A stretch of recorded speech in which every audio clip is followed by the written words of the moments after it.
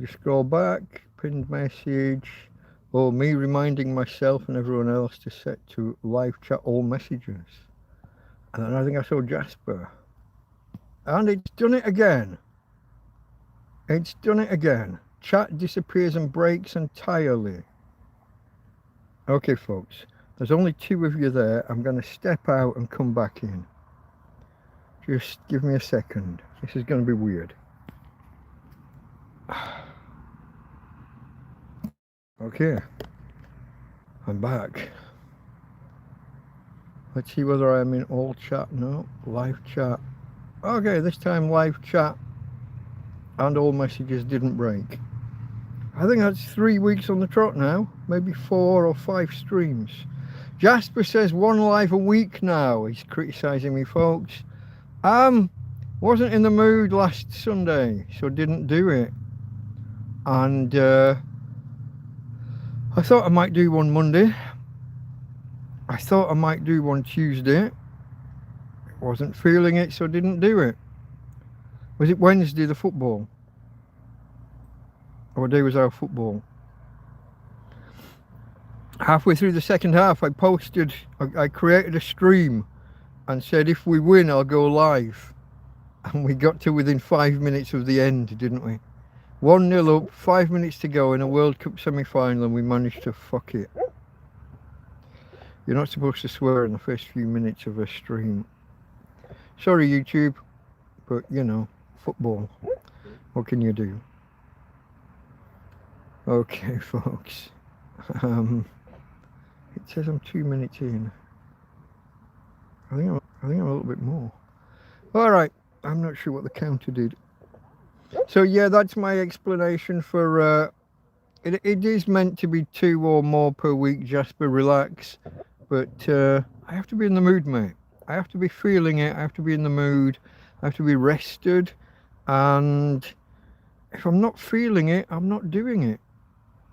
I can't. If I haven't had a rest all day, and I come live aiming to do 4, 5, 6 hours, I can't. I need to be rested and relaxed, at least relaxed. If not, like today, I didn't get a nap, but I was out of the tent for 5 or 10 minutes, and then I went back in and realised how hot it had been, and I'd just been laying there wet through. So me and the doggy came outside for the afternoon, and there was a breeze, and that was just more relaxing. Some days I just sit in the tent and sweat. I haven't been generating enough electricity to run my fan this week. The fridge has been a real power hog, 70 watts during the main part of the day. I've been having to ration the power. Just not generating enough power with these panels. I'm gonna have to do something.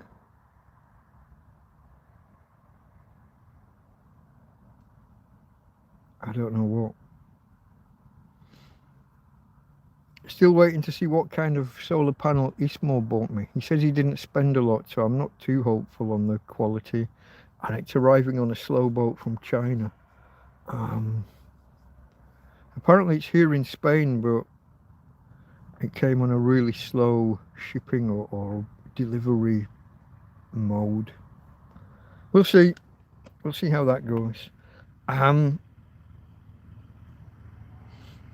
got this lamp where the USB's broken, the lantern, so that's been charged from solar.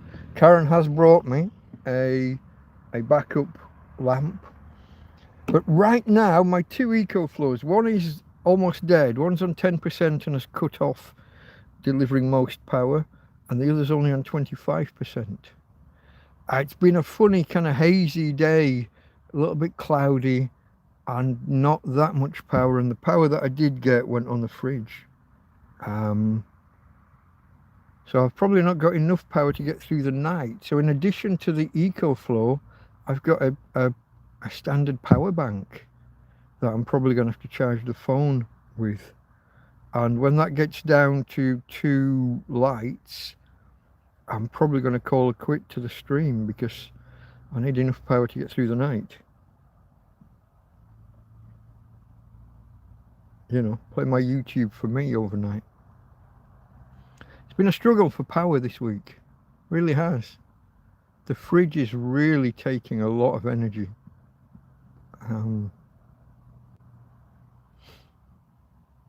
If I ran it now, it would do the cooling stuff and it would be running at somewhere between 30 and 40 watts. But through the heat of the day, it's taken 70 and it's really not doing any cooling. I think it's at its limits for what it can actually achieve given the ambient temperature in the tent.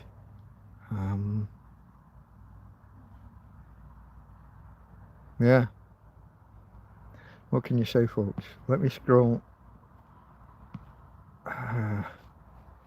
Before darkness rolled in. So thank you to Karen and family. They came and brought me 90, count them, 90 litres of water on the Monday, and another load today. I don't know quite how many. I think 2 or 3 bags full of 1.5 litre bottles with 6 or 7 bottles in each bag. Call it 10 litres per shopping bag times 3 bags maybe. Or maybe it was times 2 bags. And then there was a bag with goodies. Tinto Verano, folks, and a bag of ice. Which probably isn't going to last long enough because the fridge isn't running. I'll have to drink I'll have to have plenty of cold drinks. And that can be water, don't start.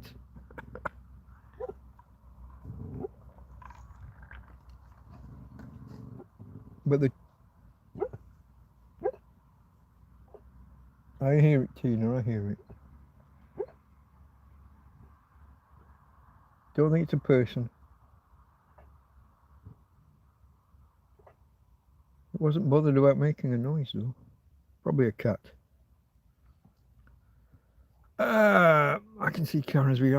That was Marie. Robert, hello Robert. Evening Mike, evening Jasper. Yeah, shut that door. Shut that door. Larry Grayson.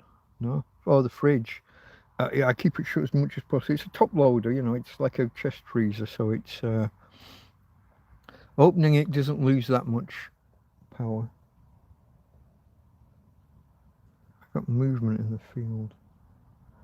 It's something that doesn't mind making a noise, which either a rat or a cat. In all probability. If I run over there in a minute and you hear screaming or something, yeah, it might be that I'm hitting somebody. I don't know. I got the same name as the golfer playing today, Robert McIntyre.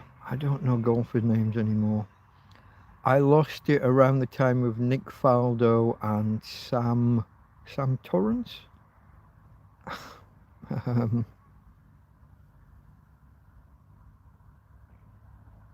Yeah, no, it's not. It was something that on a Saturday afternoon, Grandstand on BBC One would be on. And if that was the only sport on, World of Sport tended to focus on horse racing on a Saturday afternoon.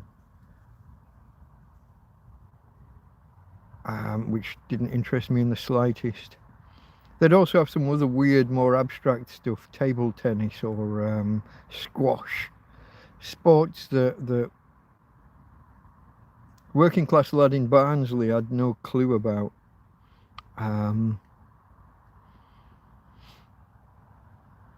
So Grandstand would have on whatever it had on, and I would tend towards watching that because they'd be flashing up the football scores on the bottom of the screen.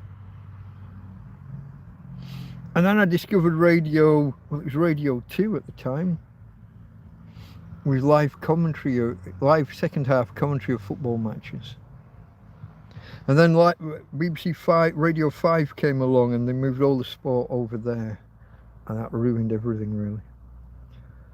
An orange glowing on the horizon.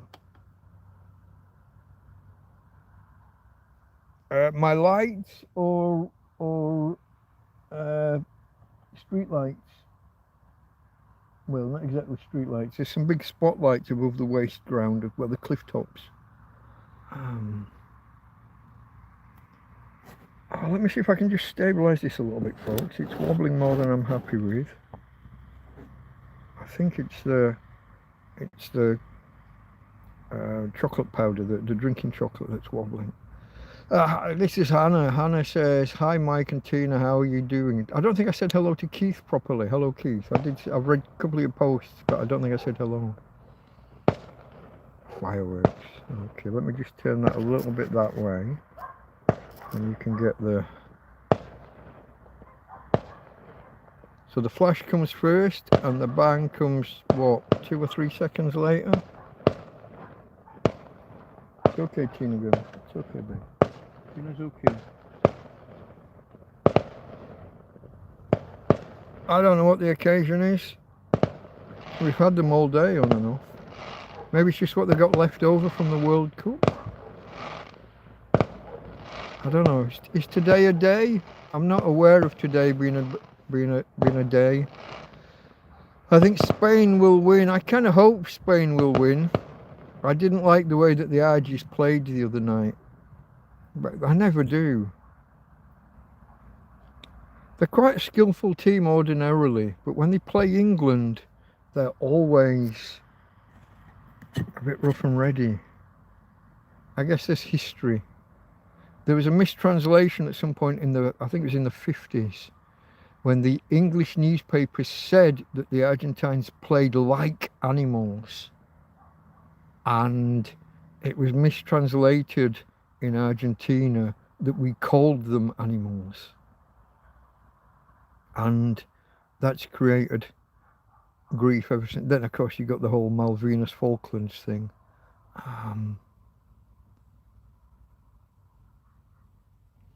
And the fact that a lot of Nazis went to live there after the war. Whoops. Don't mention the war. I'm in Europe. I mentioned it once. I think I got away with it. There's just a lot of stick between us and Argentina. But to get within 5 minutes of winning a World Cup semi-final and then to fucking lose it. And to lose it in normal time as well. I mean, what was it, like 9 minutes injury time? But yeah, no. I could crush a grape. We're back to Stu Francis. It's Friday. It's 5 to 5. It's crackerjack. So Hannah asked, how are we doing? We're struggling with the heat, if truth be told. We're really struggling with the heat. I still can't find my spray bottle for putting cold water in and spraying me and Tina and the bedding and whatever else. I'm gonna have to go. I'm gonna have to go across to the Chino Bazaar and just buy one. Camera angle is right up your nose. I hope so. Makes your mouth look sunken. No, that's just the lack of the moustache, because the moustache is gone. It's always been here or hereabouts. It's on the same stand it's normally on, at the same height it's normally on. Maybe I'm putting my head back a bit because there's a little bit of a cool draft behind me. I'm wearing a t-shirt. Usually I wouldn't be wearing one, but I decided to cover up for your benefit this time. Don't want to be flashing too much man flesh when I stand up and move around, which invariably I will have to do because this drink's not going to last long in this heat. Tinto Verano, folks, with lots of ice. Lots of ice. Tinto Verano would translate as summer red wine. Red wine of summer. Not sure exactly what they put in it. It's red wine watered down with a pop. I'm not sure if they go lemo or cola. It looks lighter than normal when oh, you can't see that. I've got the light behind it. Normally it looks darker. I'm not sure if it's cola or lemon or lemonade, but yeah, my mouth is sunken. I've got this fantastic scar here, where it goes up here and along here. You might just be able to see it in the hairs of the. I literally got my face kicked in one day, and I went to the hospital the next morning with my top lip hanging down like that. So yeah. Karen had the clippers out. They're my clippers, but yeah, Karen had the clippers. Yeah.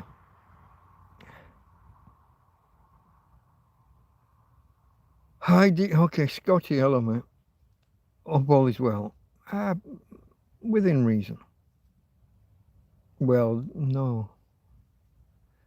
Today, every time I've picked Tina up, she's planted her face in the floor.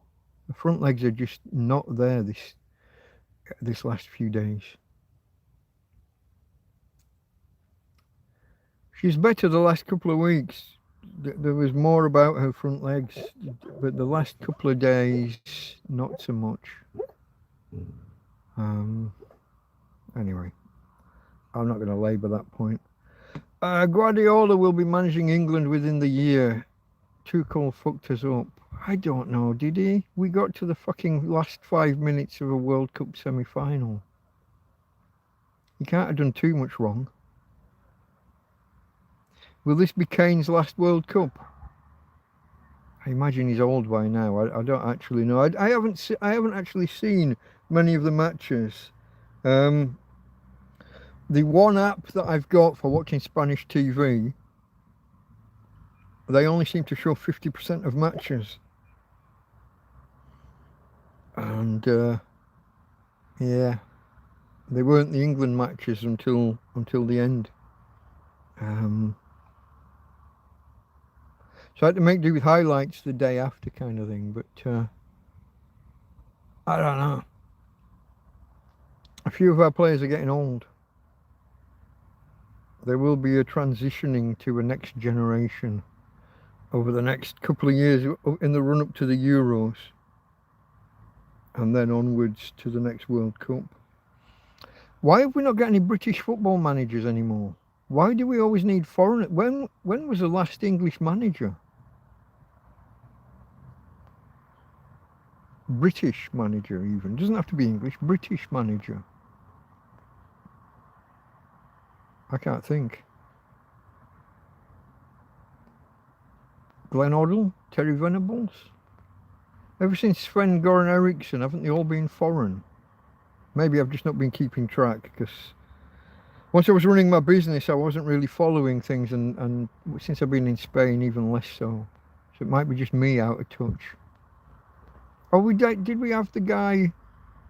Oh, wasn't there a guy that used to manage, or be the deputy manager of Man United or something? Did we give him a go?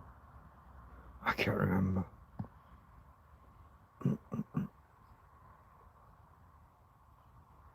If I was there, I'd give you my last. Keith, sounding generous. Mike, do you? Whoa, it started jumping. Fuck. Do you do cooking on your channel? I do. Who's this, Robert? I do. I have a whole stream of cooking. If you was on death row, what would your last meal be? I'd have pizza, large fries, ice cream. What would you choose? Like a Christmas dinner, like a full roast. Would I go chicken or would I go turkey? I think I'd go turkey. I'd go the full Christmas experience. Speaking of which, we're about a week away from my happy Christmas, aren't we? Oh, but then it's going to be fucking the back end of July. And then we've got August. I don't think I'm going to be cooking. Karen's just brought me a bunch of like tins of soup and stuff like that I can just peel the lid, you know, the blokey thing, peel the lid off and just stick a spoon in and eat it. No need to heat anything up, not in this fucking weather. I've got all these powdered soups, but you've got to boil water first, and just no, I don't want to be around a boiling, you know, a hot fire, a pan of boiling water, cups of. What I would have done, had I had the power, I would have put half a dozen potatoes in the slow cooker and just roasted them, baked potatoes, jacket potatoes, whatever you want to call them. I just don't have that power. Basically, I've only got enough power to run the fridge, and even that's part-time. Like I said, this one's on 25. This EcoFlow's on 25% right now. The other one's on 10, and it's tapping out. It only powers USB-A once it gets that low with the settings that I've put in it at the minute. I mean, I could change it. I could free up that 10%, make it available for USB-C or whatever, but 10% is not going to go far. 25% is not going to go far. That's why when the power runs down on the phone and the tablet, I'm going to charge them from a separate power bank. Even the lamps, well, not this one because it doesn't take a charge. But yeah, my favourite meal in the world is I would say would be like a Christmas dinner. Or just a, you know, a full roast, an English roast. You could swap out the meats for whatever. I think that would be my favourite. Nothing else leaps to. I mean, there's lots of foods I like, but the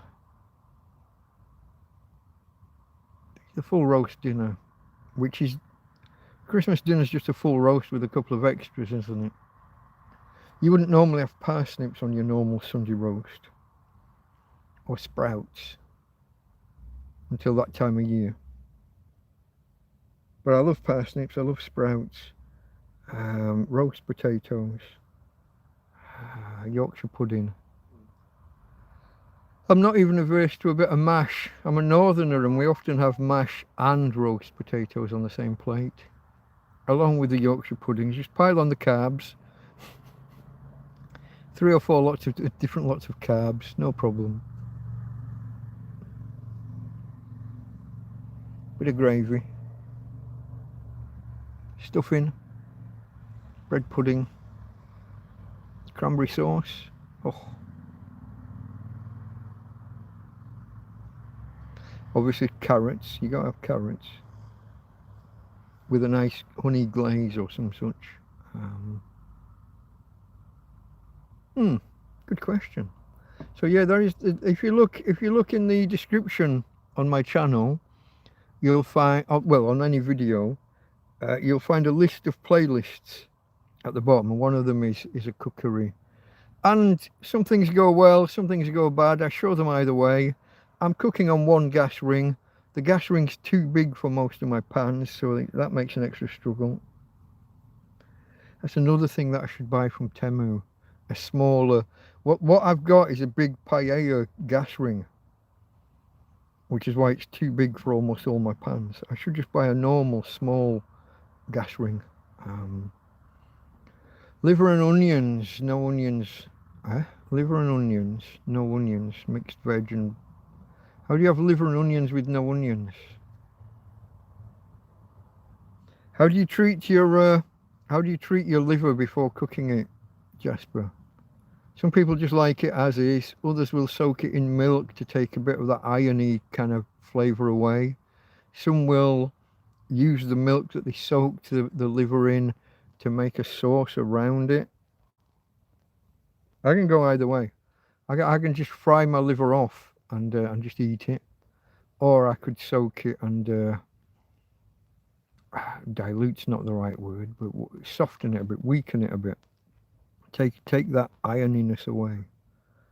I'm at the bottom. It's jumped to the bottom. I'm gonna scroll back a little bit. Folks, Southgate. It was indeed. Yeah, he did all right as well, didn't he? That was Scotty that said that. Yeah, that's the last one. Well, I forgot about him. It wasn't the Man United one I was thinking of, but okay. England haven't many strikers to replace the current crop. Kane is 35. Some of these ultra fit blokes, like Ryan Giggs, played to what, 40, 42? So it's not impossible Kane could have another World Cup in him. But there's Roger, IDM. Hey Roger. Okay, that's where I'm at. That's the next one after the after Robert said he'd have a large pizza. He did just jump on me again. What would I have for pudding? Yeah, okay. For sweet, for seconds, for afters. Oh, I don't know. Something like a Jamaica cake and custard, or do you remember those ones that you'd boil in the tin? Put a couple of holes in the tin, and then you put the tin in the. I always like those. With with that tinned custard. Was it Devonshire, something like that? That was nice. Nothing too fancy. I'm not an overly fancy bloke, you know. Some kind of sponge, treacle sponge or chocolate sponge with custard and or ice cream. I guess if you're gonna go out, if it's a death row thing, then why not? Put her in a shopping trolley. Who?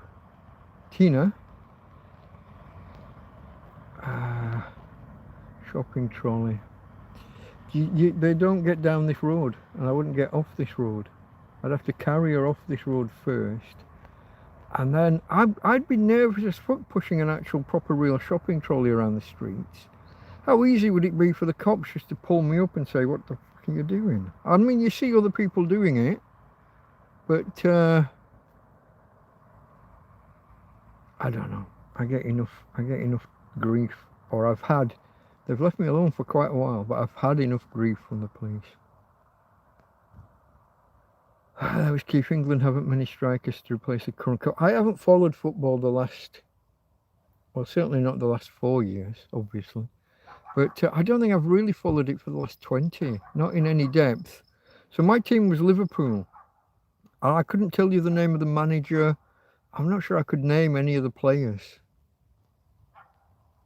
Yeah,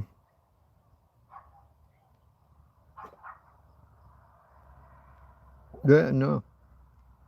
I'll probably hear someone go, oh yeah, that one, is he still playing? You know, but I'm so out of touch with it all. Have you seen a BSA Mahindra? BSA. Are we talking motorbikes or are we talking guns? British small arms? Or it sounds more like a motorbike. My last Cornetto, okay, that's where last Cornetto or last Rolo. I'd give you my last Rolo. Why no Karen with Delta Mike Live? Because she's on an aeroplane right now, going back to the UK. Took off about an hour ago, a little bit over.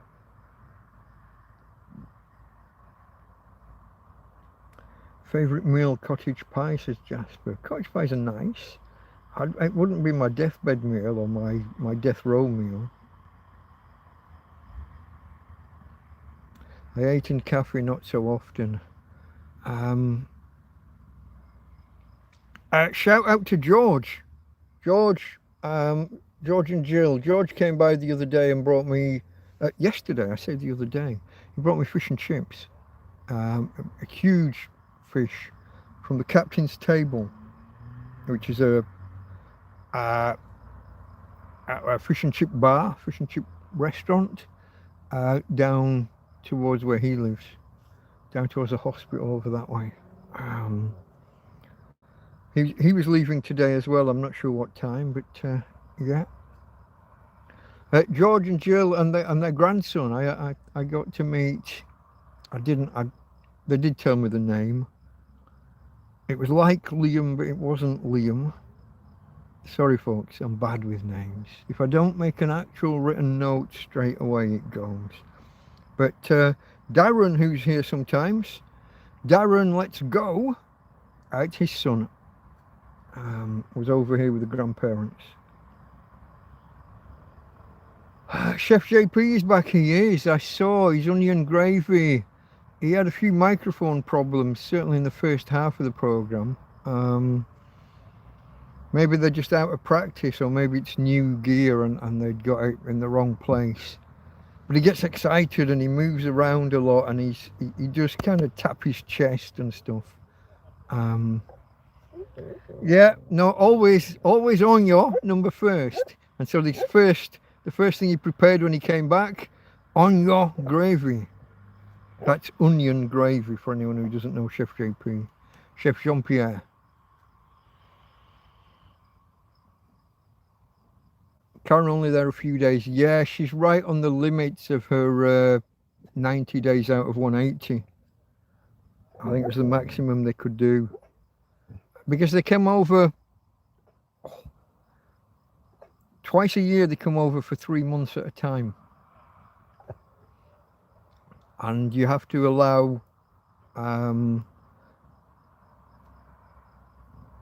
you have to allow those to drop off. There's like a rolling, you're allowed 90 days out of the last 180, and it's a rolling 180, so it moves, and the days, your 90 days drop off the end of that 180, and you've got some days free again. So they left here 5 or 6 weeks ago, come back just for a few days, back home for a few weeks, and then the weeks start to drop off of the 180 days. And so they can come back again. A fuller visit next time. Probably with a week. When I say they come for 90 days, they go back once or twice in between. She's still running a business back home. She tries to bunch all of her haircutting appointments, into a week or two window, and goes back and takes care of business. Thumbs up, folks, if you haven't already. We're over half an hour in and I haven't done the intro. For anyone who's new here, and we do get a lot of people dropping in and out in the first hour, so I'm going to try and do this more often, just to try and catch the people who are here wondering what it's about. The channel is Delta Mike, down and out in Torrevieja. I am the eponymous hero of the show, Delta Mike. Down and out in Torrevieja, or down and out. Homeless, a tramp, a hobo, a vagrant, an indigent person, a person of no fixed abode. Some might say a bum. Someone who lives rough, perhaps on the streets, or in my case, in a field, folks. Once upon a time I was literally just in a bedroll in the field, then I built a bed, then I put a shelter around the bed, then someone got me a second-hand tent. I started the YouTube thing, and I got a PayPal account, and people send me the occasional donation. If you do note the pinned comment with the link, if you are if you're in a position to, and if you want to. And then I bought tents, and we've built from there. I bought tents. I bought an EcoFlow. I bought solar panels. I bought an electric camping fridge, which wasn't very good, and so then I bought a proper camping fridge with a compressor rather than whatever that whatever's called that I don't like, thermoelectric something or other. Didn't like that. Didn't work for long. I got my proper fridge, which is really the extreme heat that we're getting at the minute is pushing it to its limits. But I bought the things. The donations, I know people see me drink and some worry. Cheers. Tinto Verano.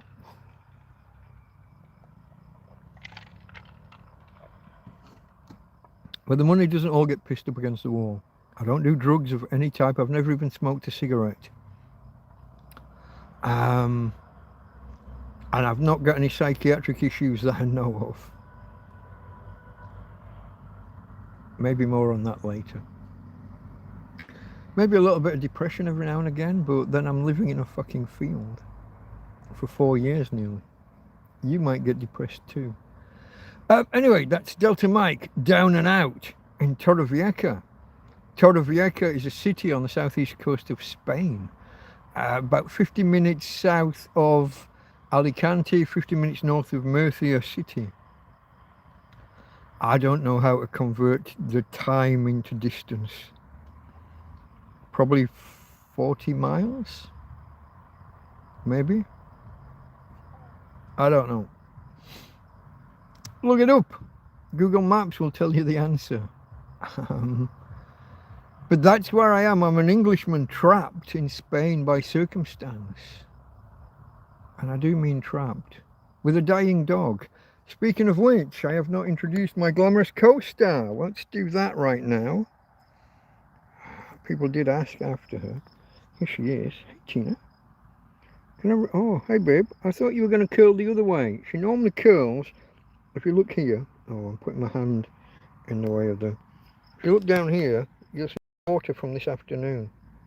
It's under the chair. Normally she curls under the chair. So that's where I put the water. So obviously Little Miss Awkward decides to curl the other way. Let me sort that out in a second. I'll put the camera back down. Tina, talk to the peoples. Yeah. No, she says. Let me put this down and then I can reach under my chair and correct the water situation. Hey babe. Agua. Paratina. Hey. Agua. Paratina. Tina's water. Agua de Tina. Not really interested right now. Today here, sunny 27 degrees. It is 29 degrees here right now at, what the fuck time is it? 10:30. 29 degrees now. Been 33, 34 through the day. And inside the tent, probably 50 or more. I'm making this soon roll. What's that? Hold on. What have I missed? Oh, Chef JP's onion gravy. Oh yeah. He couldn't make up his mind whether it was a gravy or a sauce. I've seen a lot of chefs lately. I don't really get this. They'll make a sauce with beef stock, and then they'll have it on chicken or pork or lamb. And I'm like, why are we mixing our fucking meat juices? What are we? I would never have done that in a million years. Why would you put a beef-based gravy on chicken?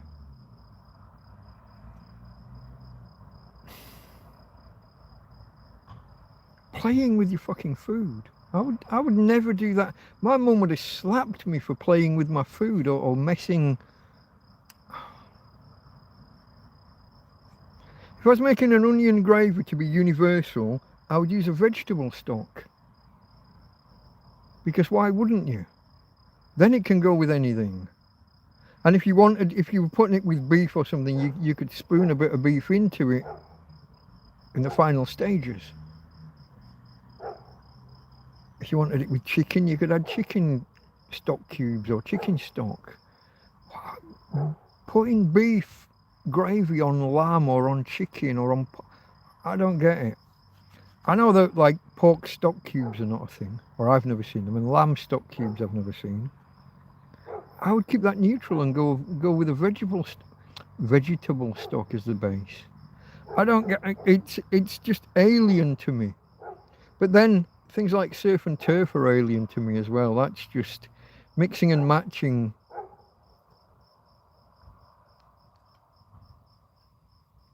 I don't know. I wouldn't put fishy things on with beef or whatever.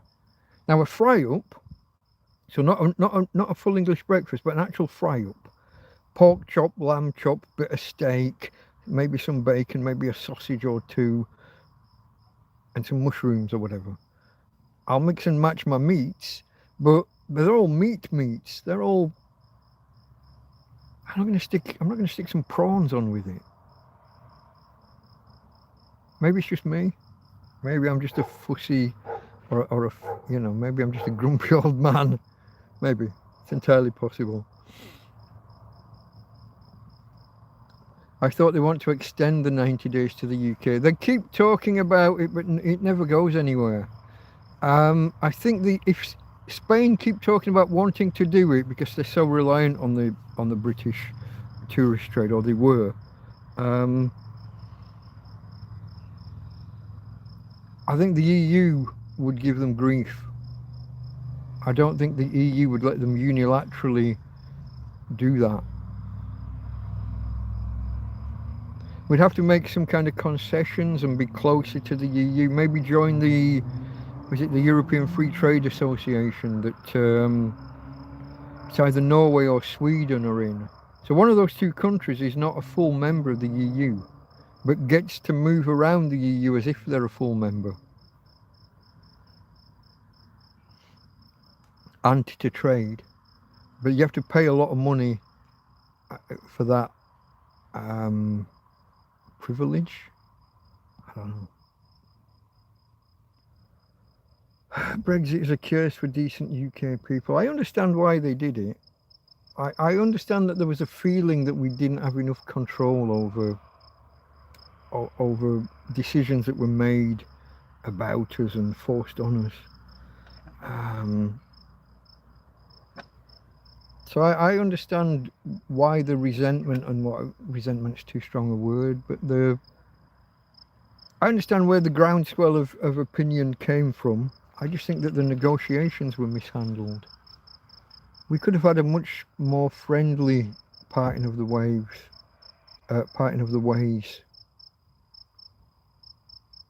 Or it could have been avoided altogether if there'd been more negotiation from their side when Cameron first...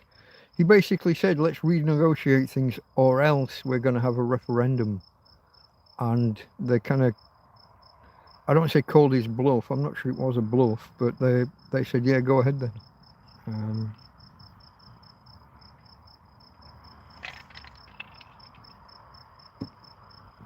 Awkward. Basically, we joined a club where there was no rules for how you leave. Who does that? I would never do that. Imagine joining a gym club and there's no... You pay your annual membership, but there's no rules for how you leave. Oh, we'll negotiate that down the line. Yeah, no. Mike, don't answer politics. Yeah, you know, I drift into politics sometimes. Do you have 2 new solar panels? I bought 2 about 4 months ago, Roger, 2 flexible ones. The ones, I think you gave me the link. They're 2 for €85. They've fallen apart within 4 months.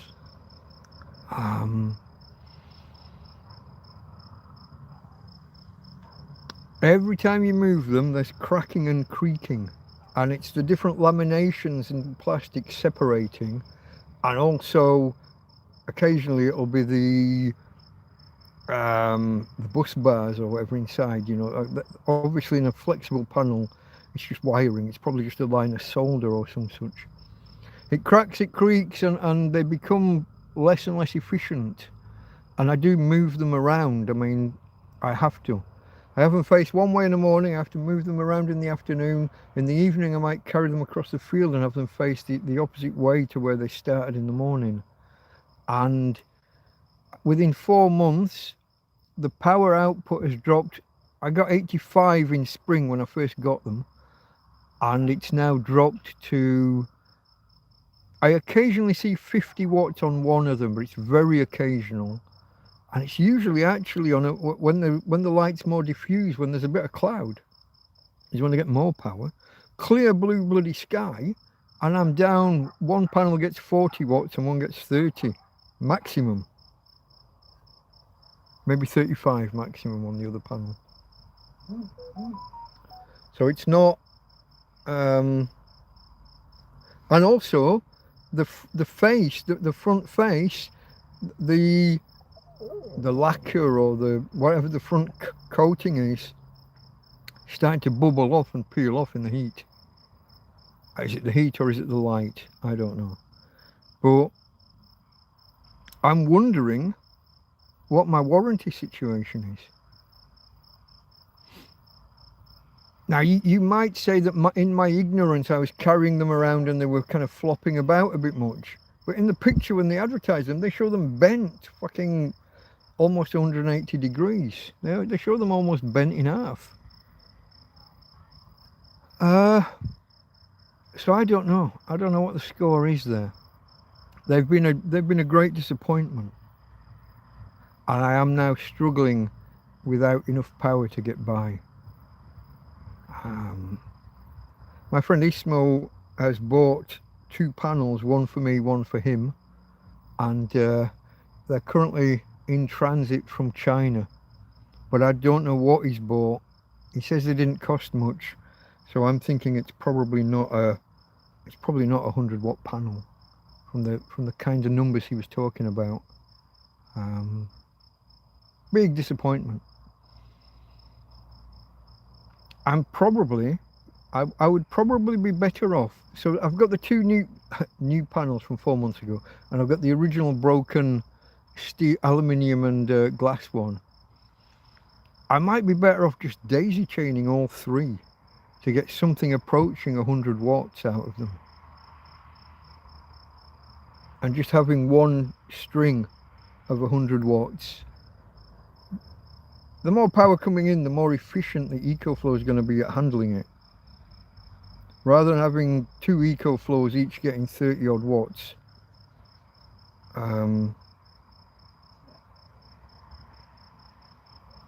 But I currently rest the 2 new ones against the old one. So if I want to put all 3 out in the sun, I need a new way to support them, to lean them. I don't know.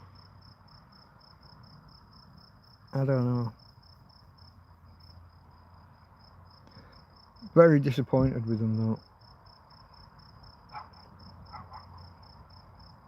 Nothing like a good Brad Pitt in the woods. I'm struggling at the minute because the trees are falling down closer and closer. I can't even, I'm struggling. I have to hoik one of the trees right out of the way. Yeah, I got the rhyming slang, mate. Yeah, I got the rhyming slang.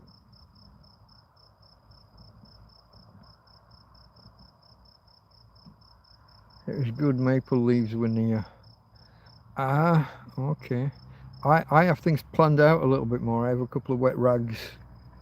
Oh, well, they're not really rags, they're cloths. I have a couple of wet cloths on standby. The racist people voted Brexit. I'm sure racist people did, but I don't think that everyone that voted Brexit was racist. I don't think that 52% of the British population are racist. That would be a stretch. This is where the far right tag comes in as well, isn't it? Oh, sorry, itchy ear.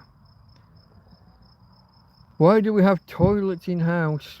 Water wasted when you just dig big hole in ground. Because big hole in ground ends up leaching into the water course. If it rains and eventually washes away what you've done in your big hole, it eventually drains into streams and rivers or down into underground water layers and cholera and things, if you remember your history. Big cholera outbreak in London was caused by one woman's what do they call them? Cesspit. She just used the cellar as a cesspit, and it leaked into the water course that people were drawing water from for the pumps. And that was the big cholera outbreak that, I'm going to say Dr. Foster, but I might be wrong on that one. The guy who invented epidemiology by tracing the illness. Everybody else thought it was miasma. Because the Thames was an open sewer, people thought it was the bad smell from the Thames. But it wasn't. It wasn't carried by smells, the miasma. It was carried in the water from one specific pump. And it took the guy less than 24 hours from having the idea to collecting the data and tracking it all down. He made a chart he made dots of everyone who got cholera. And they were all in a circle, more or less, around this one particular water pump. A lot of people in the area never used the water pump. People drank beer. And beer, the part of the process of beer, making beer is it sterilizes the water. So the beer drinkers, the people who were drinking kind of 10 pints of beer a day, they didn't get cholera. The people who were drawing pure water to be healthy from the pumps, it was one pump, they got cholera. They found a few outliers, people that were a few blocks away that had access to other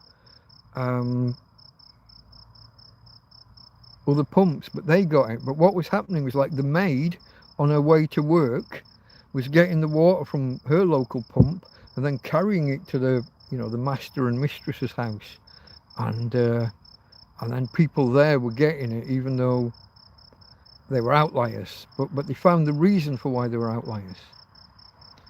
Have I got the right word? Epidemiology, the science of tracing and tracking illnesses and diseases, the progression thereof, the spread thereof.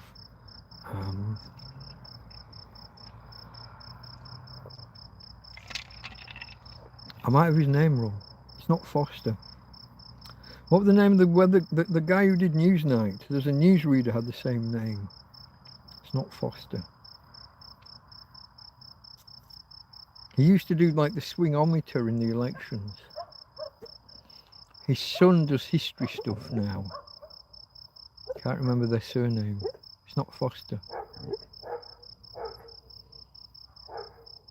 Snow. Was it Jon Snow? It could well have been a Jon Snow. The news presenter was. Maybe the doctor was. It's definitely Snow. I got there, folks. I got there. Joined a club more like the government gave away our sovereignty, so treasonous. Yeah, it can be argued that way. Here we go. Keeps off on one. Like in our courts in the UK, not one is a lawful court, i.e. no crown officer in any court, so shouldn't run. Bar is Latin for bank. Which kind of bank? Like a wooden like a muddy slope, or a money organisation. Pallets, says Jasper, and I don't know why. Let me scroll back and see what Jasper. Why do we have toilets where it's a big hole in the ground? Pallets, okay. I've got 4 flexi that are 2+ years old. The lacquer has come off from the heat. The holes break, but they are still going. 4 months is not good. It's not. Now maybe it's because I'm moving them around. Maybe you got them flexi and then just put them in place. I've seen people like attach them on a bent surface, like on a caravan on the leading edge of a touring caravan, or a trailer caravan, you know, and but so they've bent them, but it's just the once and they're fixed in place.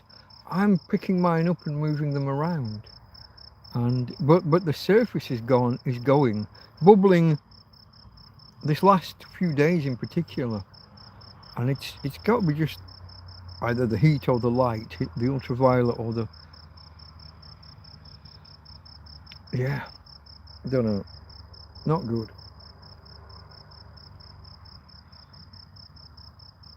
Big hole cesspit tank. Oh, a tank. Okay, but then you still like, okay, then you have to pay someone to come and empty the cesspit, the tank. You killed a whole stand of trees with your toilet habits, mister. Not quite. They die because they can't get the roots far enough into the ground. It's rock. The trees can only get so large. The roots can only support them up to a certain size. Then they get bigger and the roots can't dig down any further, so they spread out wide but shallow, but they're competing with other trees and other vegetation. These invasive berry bush things that are everywhere. And then the wind comes along. We've had exceptionally high winds this winter and spring, wasn't it? Exceptionally high winds, and the trees went over.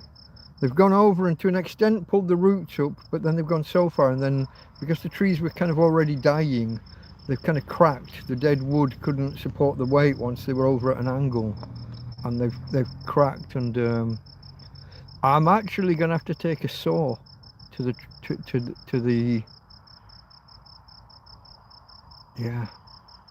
branches to clear the entranceway a little bit more.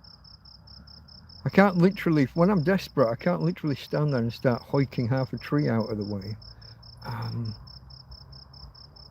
I need to trim a few branches, but yeah, you can't complain about them falling down. Oh, bar, you're talking about bar as in the body that controls lawyers. So the body that controls lawyers is named after banks.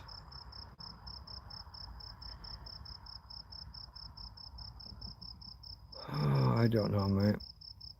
I keep seeing these free men of the land and sovereign citizens getting hammered in court. They were fine until you. Well, in fairness, I think they've always been dead since I got here, but they were standing dead. They were upright.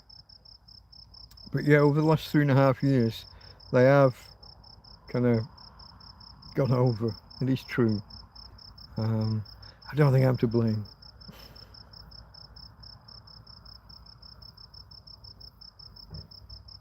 I could argue that I pull down my pants and fertilise the plants, and I'm not in an English country garden. If anybody remembers that song. Pull down your pants and fertilise the plants in an English country garden.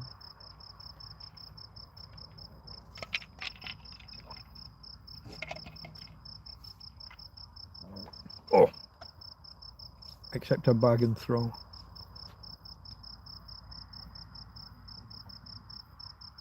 Okay, folks, I'm caught up with chat. Unless...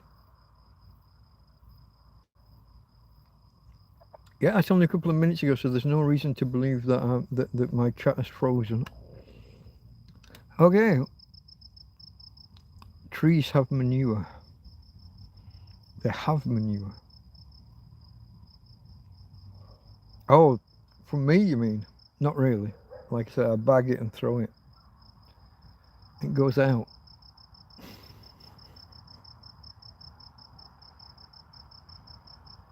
What can you do? Okay, we're coming up on 1 hour.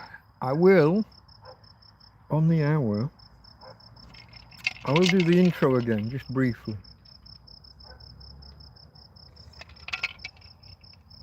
What amazes me after these streams, I'll get 8, 10, 12, sometimes 15 people watching.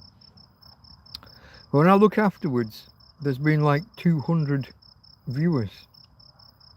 So there's loads and loads and loads of people drop in for, you know, just to see what's going on, and who maybe don't know what's happening and leave. I guess I'll do it now, just before the hour. You are watching TrampCast Hangout from Delta Mike, down and out in Torrevieja. I am Delta Mike. Down and out, well, that's a homeless guy, a tramp, a hobo, a vagrant, lots of other synonyms. In Torrevieja, that's a city on the southeast coast of Spain. I am a homeless Englishman, a Brit, trapped by circumstance in Spain. If you want the full story, TrampCast 001. Do a search on YouTube or Google, you'll find it. TrampCast, like you've got here in the name of the show, all one word. TrampCast, like a broadcast, but with a tramp, and 00 space and then 001, the digits. I don't really have a catchphrase, Jasper, do I? Did I say Torrevieja, city on the southeast coast of Spain? I think I did. This is a TrampCast Hangout. Now, TrampCast was a show I used to do detailing 7 days in the life of, but that's fallen into kind of disrepair or just it's fallen out of use. This isn't that. This is a more informal. We just hang out. I tell you a little bit about my week, about my life, about my opinions sometimes, and you ask questions and we chat. You tell me what's going on in your life, what the weather's been like where you are around the world, and I tell you about me and my struggles. Mein Kampf, you might say. Always tickles me to say. A little bit of German. Oh no, we're not doing the Delta Mike out. That's when I say goodbye at the end. That's only at the end. Delta Mike out. Oh, from Tina and from me, Delta Mike out. It's interesting when you watch the early episodes, the early videos, how that developed over time. Yeah. If you watch my early videos, I said later a lot. Each time I did a clip, so my first video was about 10 separate takes, 10 separate clips, like glued together while I was cooking I did an intro. I started cooking some stuff. Then I showed around my my first shelter, which was falling apart at the time. But and then came back to different stages of the cooking, and every time it was, I'll be back later, and then it's hello folks, or something like that, and then it's later. I had to start deleting them because I was saying it so much through the video. At the end of each clip, I'll come back later. I had to start trimming those. I still do that a little bit now, but I don't make many videos now. I've got nothing to tell you about.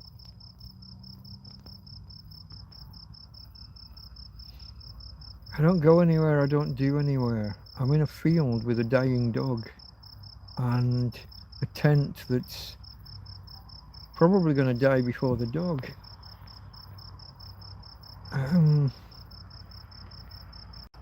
There's nothing. I'm not cooking. There's not much happening. I've had some donations that I maybe could have done.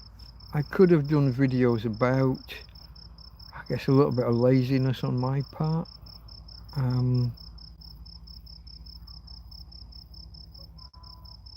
But yeah, I do though. I do just want to just now. I'll take the opportunity now to say thank you to a few people. I haven't actually got the list in front of me. Tell me if I miss anybody. Karen and her fella who came around on Monday, cut my hair. So they only arrived in the country Sunday. Came around on Monday, cut my hair, brought me, I think it was 2 cases of beer. They'd got 3 bottles of vodka, 2 half bottles and 1 quarter bottle or something, from the last time they were here that they kind of forgot to bring as they were leaving. So they brought those round. I'm about halfway through one of the large ones, one of the half bottles. They brought me some cola and some wine, and some. They brought me some bread.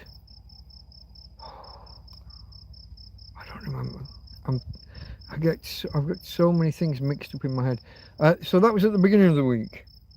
In the meantime, my friend Coleen came and brought Tina 2 chicken carcasses and brought me a newspaper, which I will read, do the puzzles, and then will become part of Tina's bedding to protect the bed from her accidents.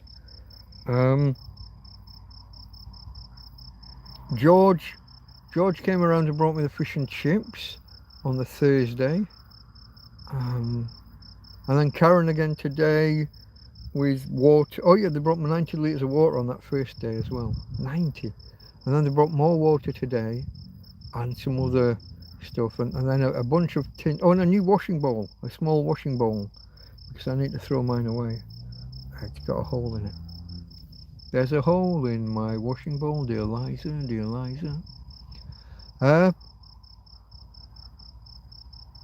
Oh, and Sven and Anna, who sent, so Sven and Anna send me a regular monthly contribution. Dates and times vary, but it seems to make a point. It's usually somewhere around the 18th. So I got that today. I haven't actually replied yet. I didn't see it until late.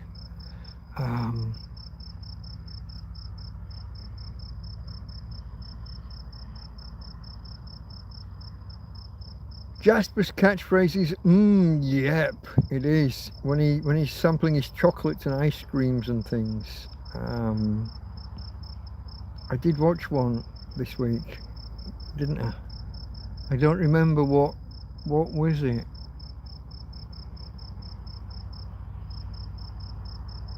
Was it an ice cream?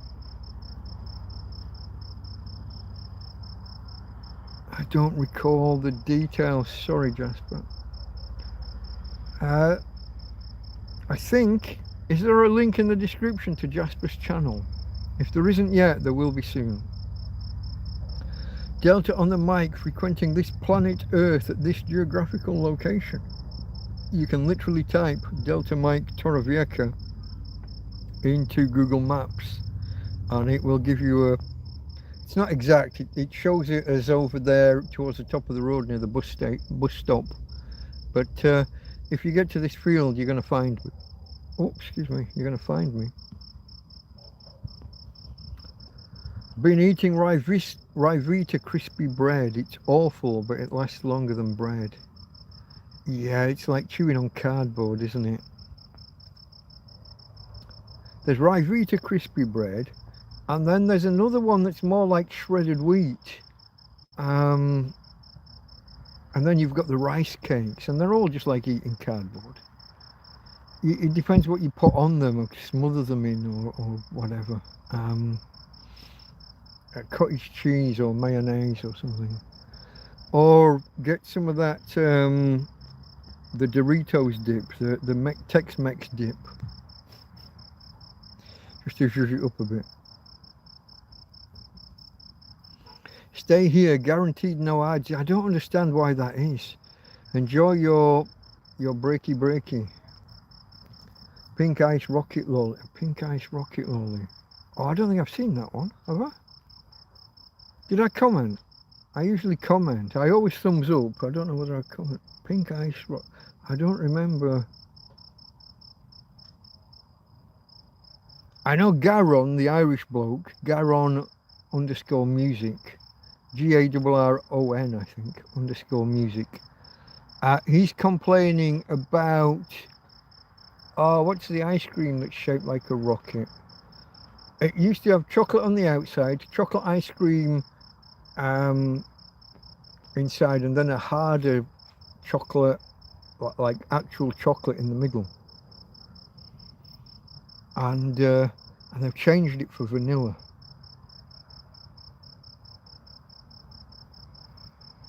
I can't remember the name of it. But he was complaining. I don't think it was a fab, but it's 4 or 5 letters in the name.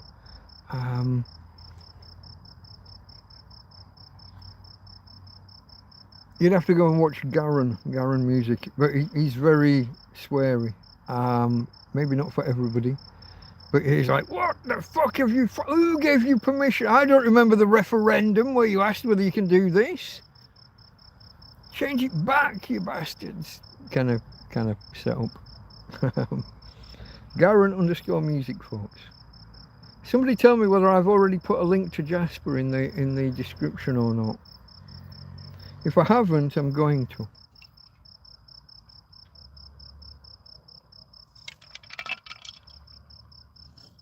Sweary brilliant. Garon music is very... He is very sweary, but he's funny. He's kind of a comedian and a musician. Yeah.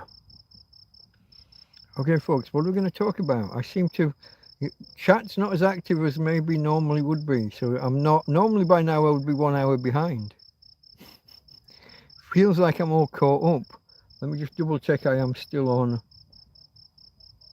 Yeah, I'm still on live chat, so I shouldn't have missed anybody. Maybe the fact that I haven't gone live in the last week means that people are just not here. Eco flows rivers of knowledge. Do you know my... I did that video a while back about what to do if your EcoFlow just isn't charging.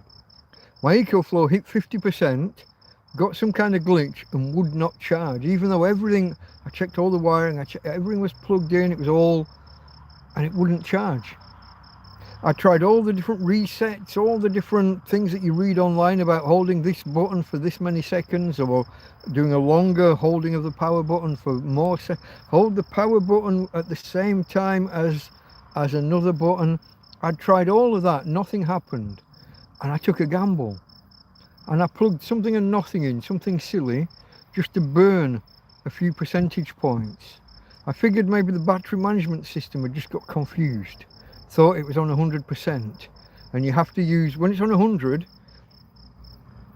even when you've got power, if you've got power going out and power coming in, it doesn't accept the power coming in until it dropped to 97%, and then it accepts it, which seems silly.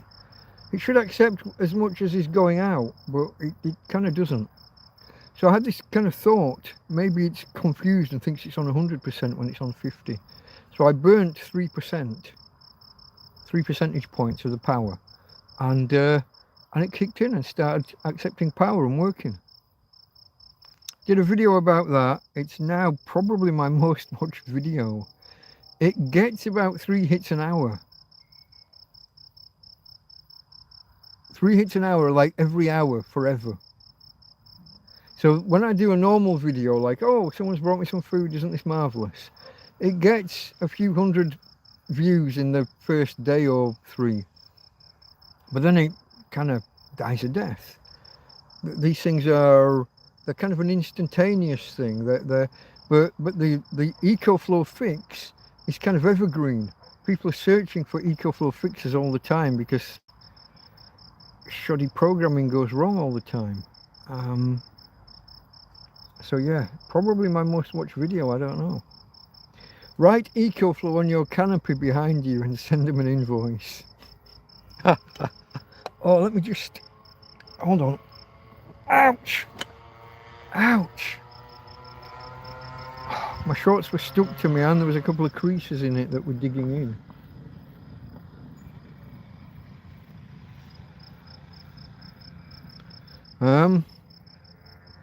Sorry, there's a car going past. YouTube got really boring, so we need entertainment. This is Jasper. Jasper contacts me most days telling me to go live or asking if I'm going live. I have to be in the mood, my friend. Like now, I'm only an hour and 12 minutes in. And I haven't got a clue what to talk about. I think I've said a thank you to everybody. I was listing them. I don't think I said thank you properly. But to all those people that I listed, to Karen and family, to Coleen, to George and Jill, to Sven and Anna. I feel like I've missed somebody now that I'm going back over it. Well, George, yeah, he brought me fish and chips, and he also brought me a bag of jars of food, jars and tins. Because folks, I can't face cooking. And so then I go days without eating. I think I went 3 days without eating a thing this week at some point.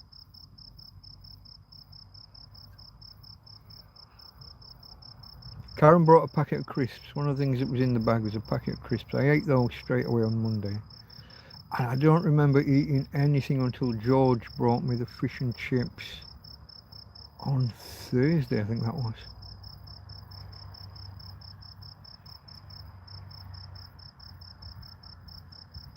Yeah. And you know what? I didn't feel hungry. I did feel a bit weak and wibbly.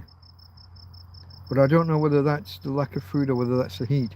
If I have to bend down, like messing with the EcoFlow, and then I get up, oh my God, it's like lay down before you fall down, or sit down before you fall down, depending on where I am.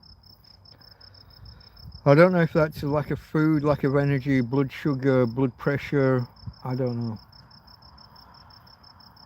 But it's probably not healthy. Could just be the heat, dehydration. I'm struggling to get enough fluid in. Oh, excuse me. Struggling to get enough fluid in. I'll grab a litre and a half of water out of the fridge and it's gone within half an hour. And that includes 10 minutes of just cuddling it to cool down. Either me cuddling it or Tina cuddling it. I put it under her belly sometimes just to give her a break, or open it and pour some over her. She hates water, but she lets me, when she's this hot, she lets me pour it over her.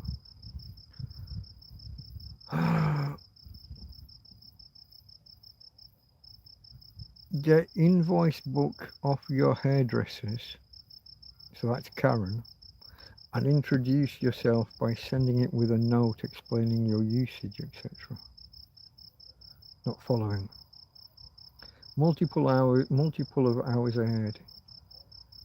Ask EcoFlow for freebie and give them many reviews. I I give a balanced, I speak about EcoFlow all the time. The thing is, it's a balanced review, which means I talk about the negatives, which has to include their software and firmware. Here's the thing.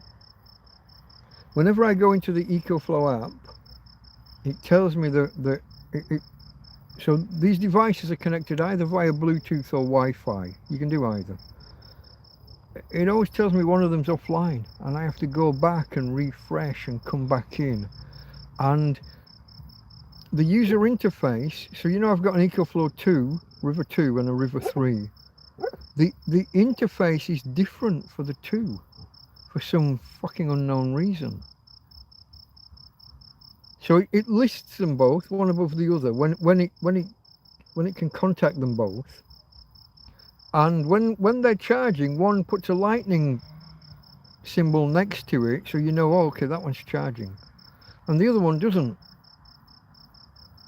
Why would the user interface be different? It knows whether they're charging or not. The software should be able to poll the device and ask, are you charging? And why have a separate display interface, a separate user interface for each? Just get the data and set the, what we used to call it, it's the model view and controller. So set the view for each device. There's no reason for them to be different just because one device is an older generation. And then you've got to click through into each to see how many watts they're bringing in and going out and stuff. One of them will charge with as little as 8 watts, and the other one can have 17 or 18 watts coming in and doesn't charge.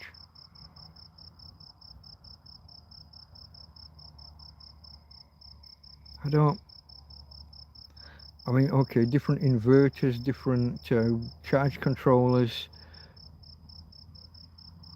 But that should be like fixable with firmware. So yeah, their firmware issues, the firmware update process, I think it's got a lot better. They made a big push, I don't know if it was this year or last, they made a big push to make that more stable.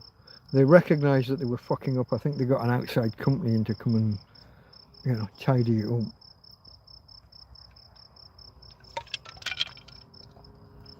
So any review I do of them is probably more negative than they would want.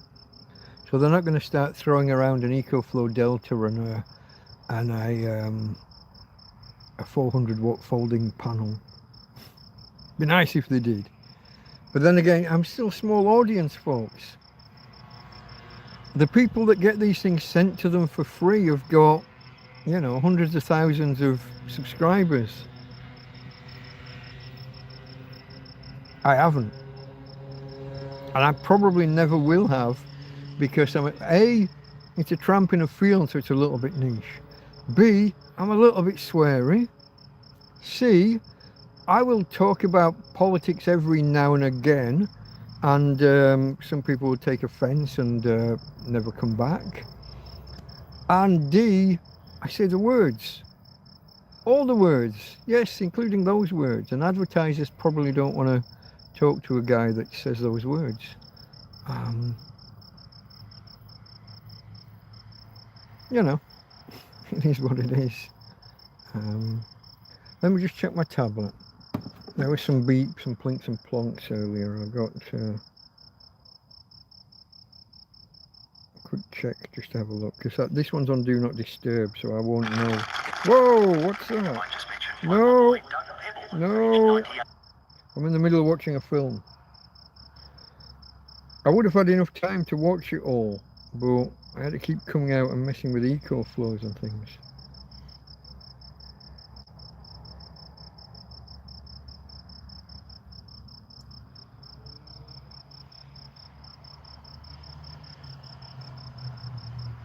Okay, nothing I need to know about, I don't think.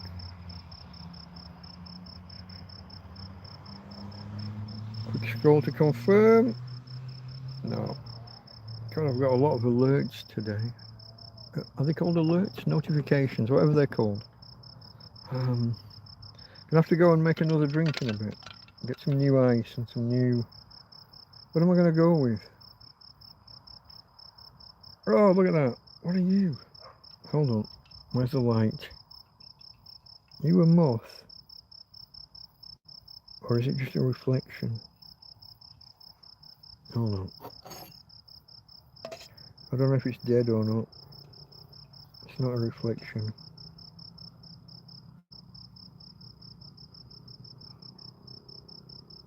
I'll leave it on the spoon and see if it dries off. I could have just drunk it and eaten it, a bit of extra protein.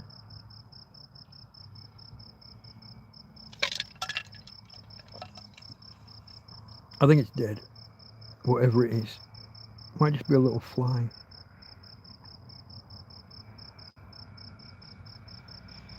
What is that? Oh, some grass as well, okay. Oh well, field folks, what can you do? Multiple hours ahead, get invoice. Did you download John Biner Bizarre TV channel? No. When did you mention it? I haven't caught up with all of my backlog yet. I've probably still got some videos to go back through.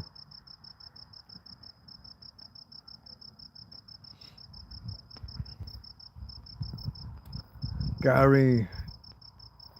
Good evening, Mike and Tina. Top of the morning all. Okay. Morning for you, maybe. Still got a half out, 40 minutes to go. But okay. Show them your raid numbers. Okay, that was good, wasn't it? Suddenly had 500 viewers. Got 100 subscribers. That's not going to happen often. There's always a chance that someone else who was there when that happened would have a channel as well, and then they would come and raid. Or perhaps there's a chance that Don Benitez might raid again if he was online at the same time. Oh, I can't do that. Can I do that? Let me just scroll back a couple of hours and see whether he's... No, he's not online, so there's no chance. He only raids after he's been on for 4 or 5 hours.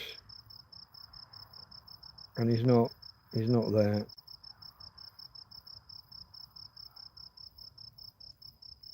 So that's not going to happen tonight, at least. But, it was fun when it happened.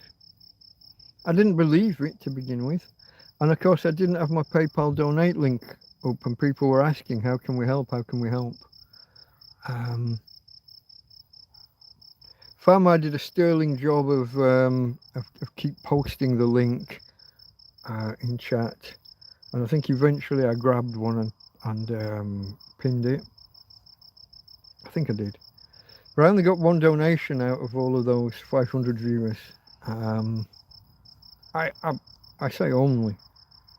I'm you know, I'm always glad of any help I get. Don't sound ungrateful. Damn, 500 viewers and only one donation. Don't want to sound like that. That's a little bit. I haven't got the vocabulary. Give me a word.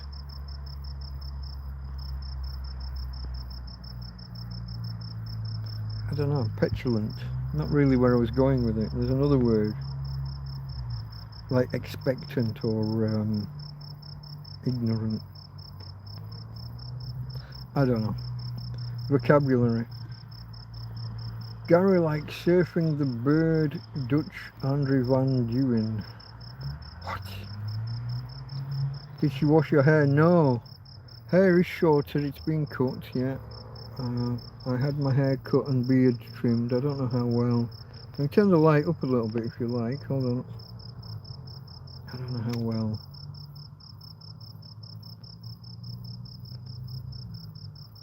It's got kind of a good fade on the side. High and tight, as the Marines would Maybe it's not a marine core cut, but it's fairly short. I've lost. Where's the button? There. I was on the middle setting, not the top. Before you asked. Okay, folks. Are your mods in stealth mode? Karen's on a plane. If Jack Attack's here, he hasn't made his presence felt. He might be, if Jack Attack's here, he might be in lurker mode, but he might not be here. Farmar I haven't seen yet, no. So yeah, Karen's on a plane. Hi Liz, hello, hello. Oh, look at you. You're dead. Get off. It's crawling all over me.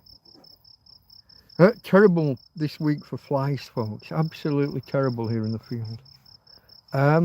Fortunately, I kind of put out the call for fly spray a couple of weeks ago, and I had to suffer a week without any. But then my friend Ismo brought me 2, and then George brought me 1, and then Karen brought me 1. I've now got more fly spray than I know what to do with, which is good because you go through it a lot faster. I mean, we've got August to get through yet. It's mainly flies. At night there'll be the odd one mosquito buzzing around. I can't close the bedroom. What the fuck are you? Biddies all over the place.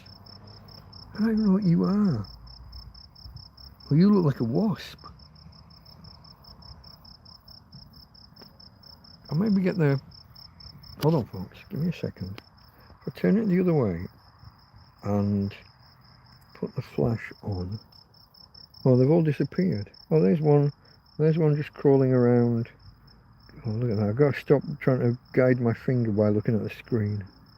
There's one, but there was a weird one. Oh, there's another there on the wire, on the white wire. But that's not the one. There was a weird one just crawling around here. Whoa! Something just hit me. Oh, that. What the fuck are you? It flew into my hand, bounced off, and then came back at me. What the fuck is this? Is it the lamp? Is it the lights, do you think? Attracting them? Could be. And again, they're not really buzzing around the lantern itself. So are your mods in stealth mode? Asked Keith, Son of Nature. No, like I said, Karen's on a plane. I don't know about the other 2. I've only got the 3 mods. It's more than enough. And I can always mod on my own. There's only 9 of you here. You know what I mean? It's quite a low turnout. Amazing the insects don't get onto your motherboard. Well, they're not going to get in the phone. I mean, they might get in the socket, but that one is now crawling around on the lantern. The one that flew into me. I think it's a wasp. It's got a very oh God, what are the 3 parts? There's the head. I don't remember the 3 parts of like wasps and bees and things. Or insects in general, probably.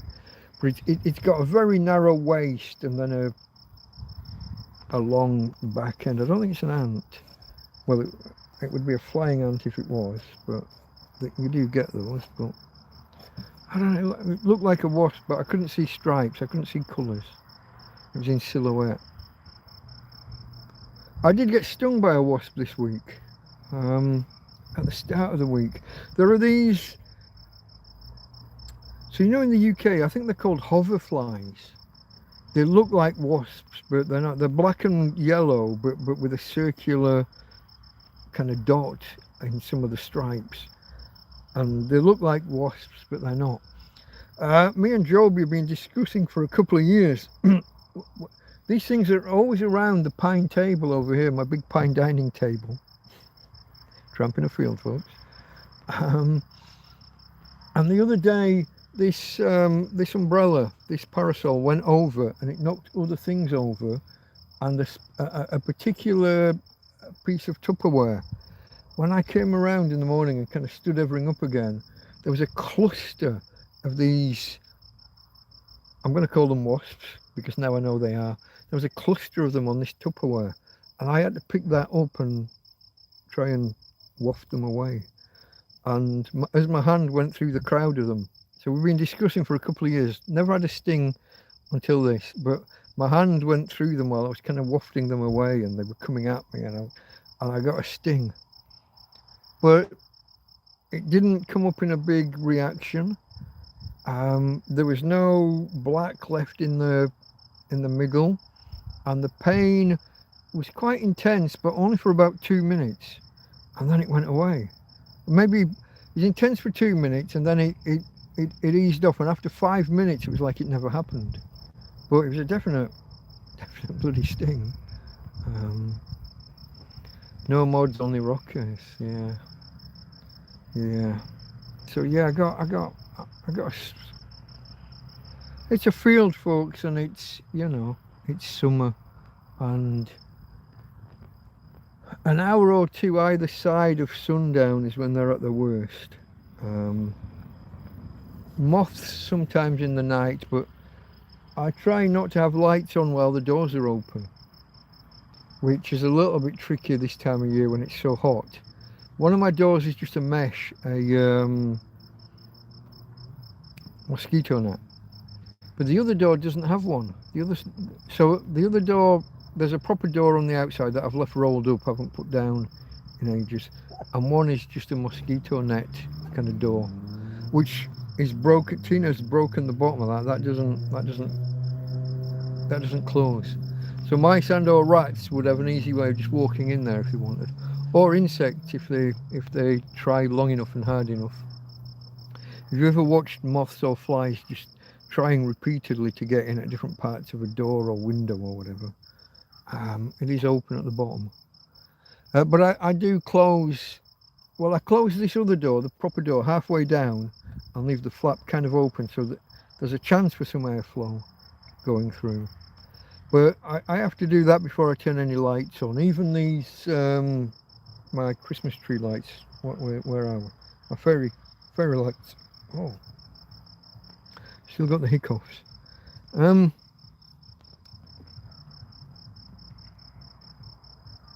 How do you keep a good mood when you might be bored? I don't always. I have bad moods sometimes. I try and keep my mind occupied. Like I said, my friend Coleen brings me a newspaper, sometimes two, and there's a puzzle page. So I'll do the Sudoku, which I've mentioned in the past. I'm losing my edge. I'm losing my sharpness. So the easy one, the one that's marked easy, I can do. The one that's marked hard, I got 3/4 of the way through it this time, and I'm jammed up. I need to go back and like with a fresh set of eyes and without distractions, because Tina's barking at anyone who comes past, and that breaks the concentration. When I do the crossword, there's another logic puzzle where you have to try and fit all the letters in and make these 4-letter words or whatever. I do those little logic puzzles and things as a distraction. It's usually just one afternoon a week, but if I get jammed up on the Sudoku, on the hard one, I can go back and have another go another day. There's usually a big crossword, and then there's a little one that's half in English, half in Spanish. If the clue's in English, they're looking for a Spanish answer. If the clue's in Spanish, they're looking for an English answer. You have to try and... I usually get to within 1 or 2 words there, and then there'll be something that I just don't know.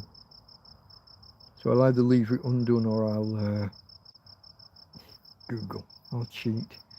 I admit I'm cheating. I just want to find the answer. So that's one thing I do to keep my mood. Another is to download films, or there are a lot of films now just on YouTube.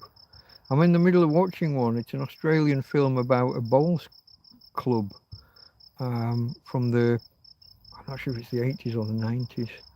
A lot of the same people that were in, what was it called? Somebody's wedding. Muriel's wedding. There's a lot of the same actors in that. The old blokes. Muriel, who became Mario. That's one of those films that I like to revisit at Christmas for some reason. I don't know why. That kind of became a tradition. Muriel's Wedding. God, the gay runs strong in this one, doesn't it? Between that and Seven Brides for Seven Brothers and other kind of musicals. Paint Your Fucking Wagon.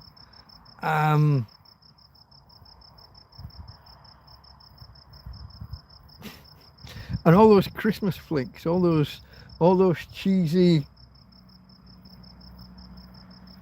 What's the Christmas card company? All of those Christmas films that are always romances. The girl always gets the guy. Yeah, the gay runs strong in this one. I'm not, for anyone who's new, I am fully hetero. I think just my choice of entertainment sometimes is a little bit suspect. I don't know. Probably offended any gays out there.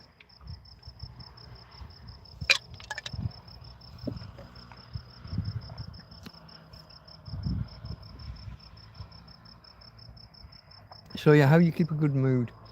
Downloading the right entertainment, a bit of music every now and again, learning things, watching science YouTube channels, watching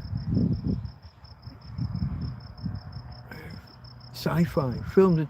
I'm really into at the minute watching other people watch sci-fi. You know, these reaction channels. So I started watching this girl who's discovered Babylon 5. She only does one episode a week and it's killing me. Because I've got the whole thing on a hard drive somewhere. Well, I know where the hard drive is. It's somewhere on the hard drive. I got the whole thing. All 5 seasons. So I could just watch it. I still haven't made it through La Brea, which is another sci-fi program. I'm on about... I think I'm on episode 11 of... There's only 2 seasons. I'm on episode 11. I think there's 15 or 16 episodes. So I could sit down one morning and finish the whole thing off. So yeah, I like science. I like sci-fi. Somehow I seem to like musicals. The old ones, black and whites in particular. Fred Astaire, Ginger Rogers, all that. Am I sounding gayer and gayer? I think I'm sounding gayer and gayer as we go.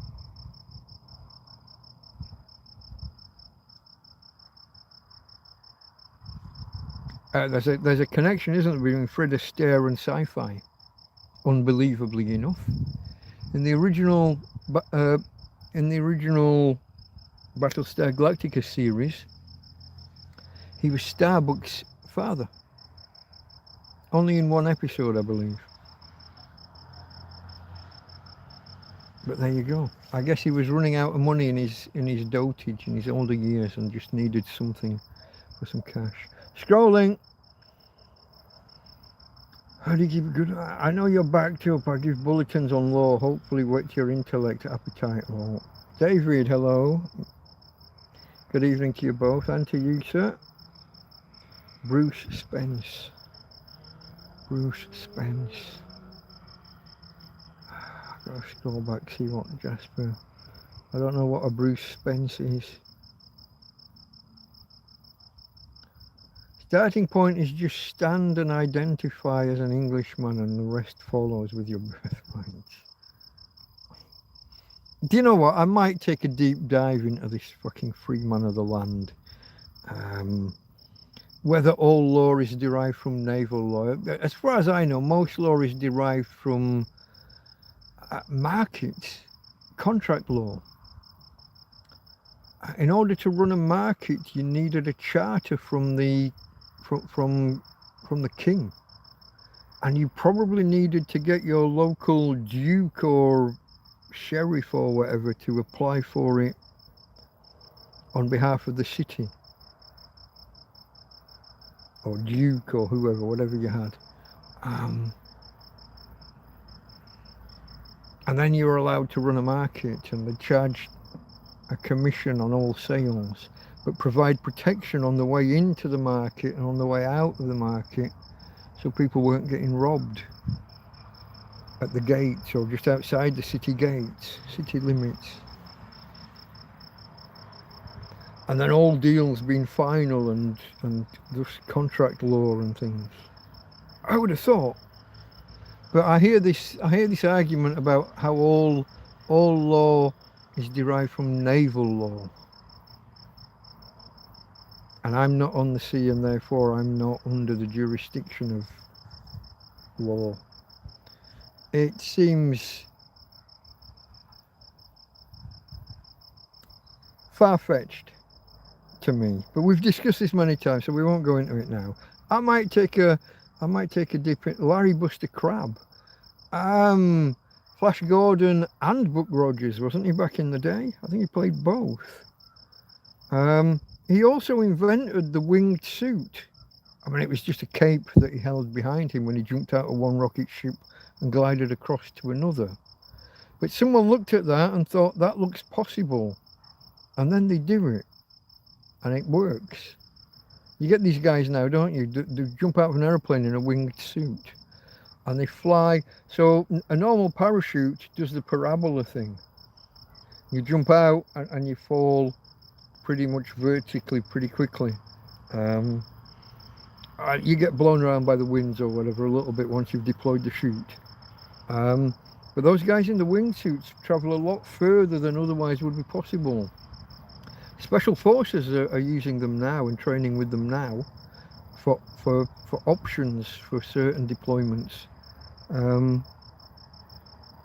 But yeah, invented by Flash Gordon, I think, and the other one that I said, Buck Rogers. Larry Buster Crabbe. Let's not forget Johnny Weissmuller and Tarzan. I like arguing with Google AI. They think they know every answer. Yeah, I've caught them getting things wrong in the past. And you just tell them, no, you're wrong. I can't remember what the last example was. Oh, it was the Woolwich Arsenal thing, wasn't it? The World Cup. They told me that the first winner of I asked about the first World Cup, and they jumped straight in with the FIFA World Cup, which wasn't the first World Cup. There were World Cups organised before FIFA existed. Now, I still say that I've seen a film where Dennis Waterman was playing for the Woolwich Arsenal and they went and won the World Cup. Google tells me that's wrong, and it was actually West Auckland, and it was a mix-up about the WA.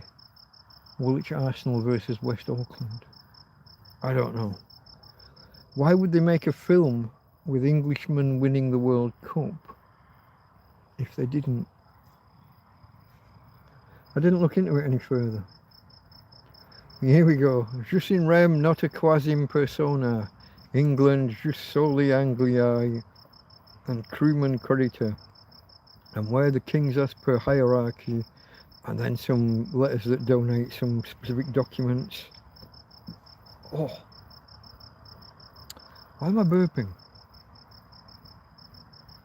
That's not the, I'm not getting the taste of the Tinto Verano. I've had a jacket potato, and I've also had a tin of soup. I'm feeling like it's the tin of soup that's repeating on me. I don't know. I'm going to go pour another drink in a moment, folks. We've been on for about an hour and 45. I don't need the loo or anything, so it should be fairly quick. There is a balancing act involved. Karen brought me a pack of ice. They're not cubes exactly, they're big chunking circular cylinder things. I need to put 3 or 4 of those in the cup. Oh, I'm swimming in insects again, look, biddies. Get away, fuck off. No, go. Ah, fuck. Them's the lids off my, those are the lids that are supposed to go on my insulated cups. Looks like I'm not having coffee tonight. Just swill these out. I need another 2 or 3 swills before they're ready for anything. Okay, folks, 2 minutes. Talk amongst yourselves. I will be right back. Tina. Oh, you are right up against the back of my chair, darling. Hey, babe. That's kind of no good. Maybe if I can go that way first, and then just back a little bit. Jesus Christ, you make it difficult. Let me just check where I am for power as well, folks. 14%. Hold on. Hold on, wait a minute now. I got to plug the phone in as well. What am I plugging into? I'm plugging in at the power bank, not into the EcoFlow. I'm trying to save the EcoFlow for the fridge because it hasn't been run all night so far. Hold on. Where is the power? The power bank's up there facing the wrong way. Oh, God. Trousers stuck to my backside. Hold on. Wait a minute. Probably covered that. Alright, that is charging. Let me go get that drink. See if I can do this without... I don't have a light. I'll take this one. Hold on, I'll be right back.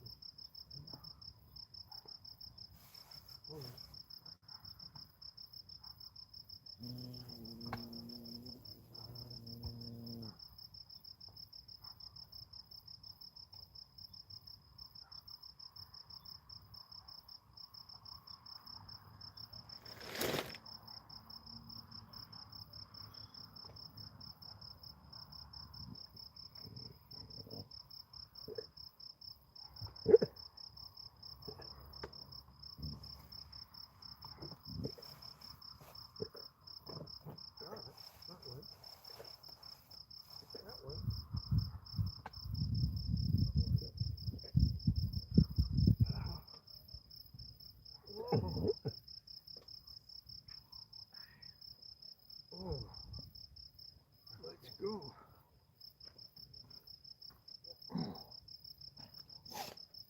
Hold on. Hold on. Wait a minute now. You're right over there, darling. Tina's okay. Daddy's okay. Yeah, it wasn't nice, was it? It's okay, Tina. Tina's okay.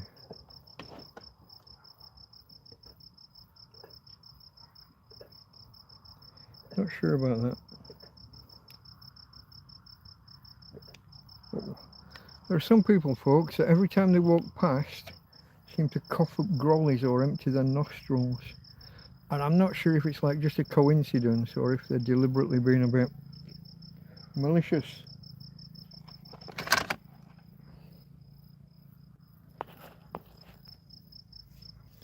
What can you do?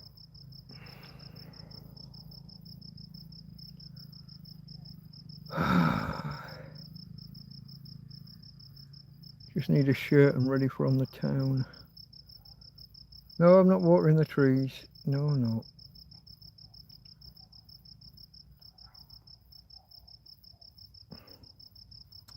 So I'm a real person, not a legal person or a quasi person. England. Crewman, creditor. I guess crewman goes back to the Navy stuff. Or the Kings as per hierarchy. Public directive last updated 2023. I'll look it up one day. I'm going to take a deep dive into this because I'm sure it's all bullshit, but I can't argue with you about it if I don't actually look it up. Not watering the trees, just pouring a drink, my friend. The glass is full of ice and then Tinto Verano.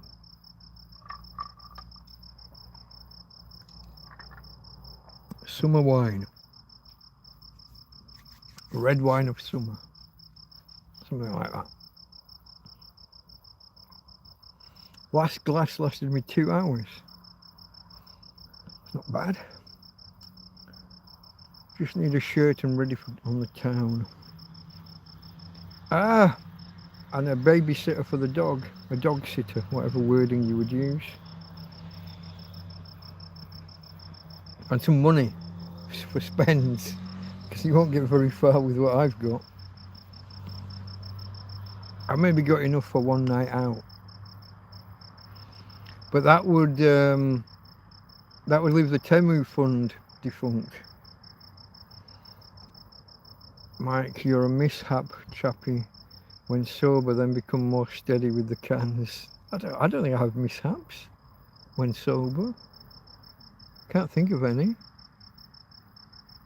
I guess there's a time that I kind of face palmed and broke my glasses when it was windy and the fabric of the door tripped me up. I guess I was sober then. I don't drink as much as people think I drink. Christ, you've watched me enough on stream. I'll do like a 6-hour stream and drink 4 cans of beer. Oh, wow. That got me right in the eye. Like under the glasses and actually in the eye. They are all over me. The table's crawling. Let me show you. Can I show you without... Do you see all these black dots?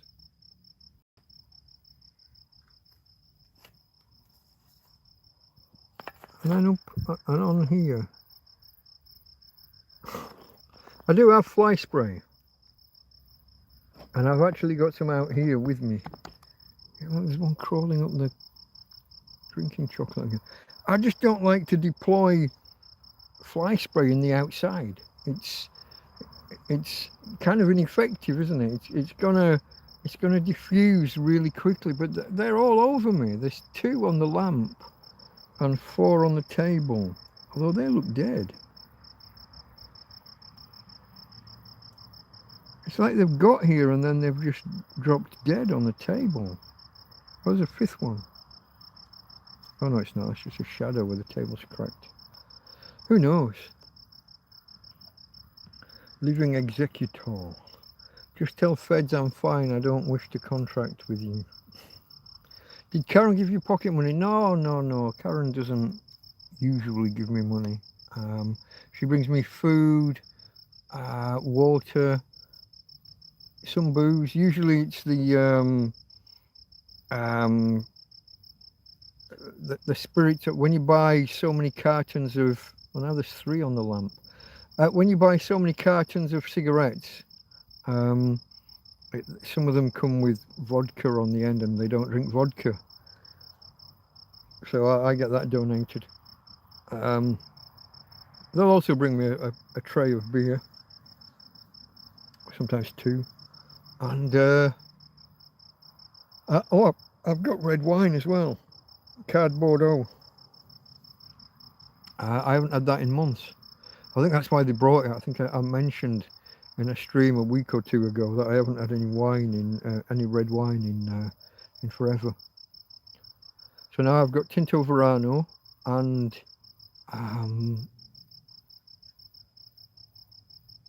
normal red wine, the cheap stuff.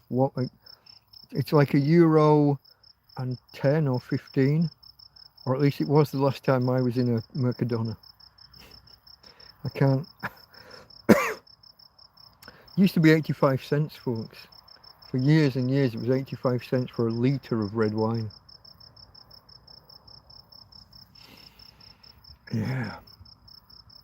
Have you got a new tent sorted? Yeah, man, I've had a new tent packed away inside this old one. I've had a new one for 6 months or so. Just waiting for, I want to get through summer or to the back end of summer. And then I've got the issue of 3 days to empty this tent, and then a day to take it down and put the next one up, and 2 or 3 days to bring everything back in, sorted through, and throw away anything that's excess. I've got too much, I've got too much bedding, too many jackets, too much, well, I thought I had too much clothing. I think I've got bags of dirty clothes hidden away somewhere, and now I'm low on clothing. Yeah, I got to look at that. I got to go hunting through. When we first put this tent up, I was really organising the storage area, and that lasted about a week. As soon as you can't find something and you start looking and moving things, and it all goes to shit real quick. Such a confined space.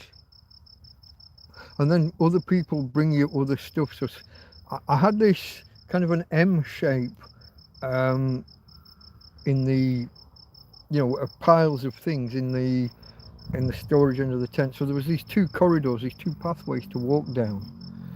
But then someone brings me two bags of bedding or clothing, and then someone else brings me something else, and you realise that you can only pile them so high. So then you start, oh well, just put it down in the little corridor that I had. It won't matter, I'll put them right at the back. But folks, you are live, it says. My time has just gone to shit. I'm on 48 seconds. Really, it should be almost 2 hours. But... all right, what was I saying? Yeah, I've just got too much. I've got too much in there. I need to trim it down.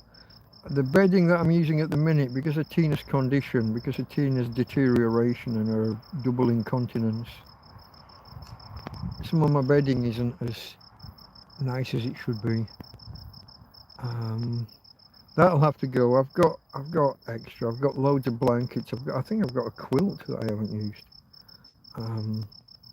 But I don't. Do I pull them out now while Tina's still here, and have her start to mess them, or do I wait till she's gone in a month or 2, maybe?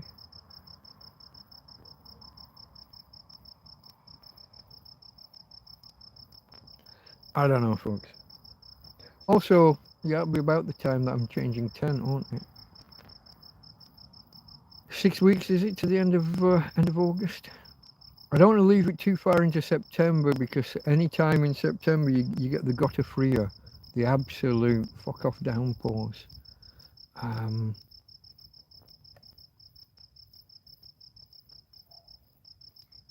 might have to buy a spade before then as well, and go and dig out the drainage channel at the top of the field, because these sods are not going to do it.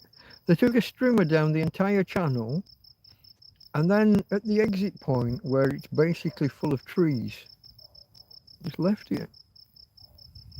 So they strimmed the base of the entire channel, except for where the water's supposed to go out, that's all blocked with vegetation. Fuck. So I'm going to have to go and attack that at some point. But it means buying tools.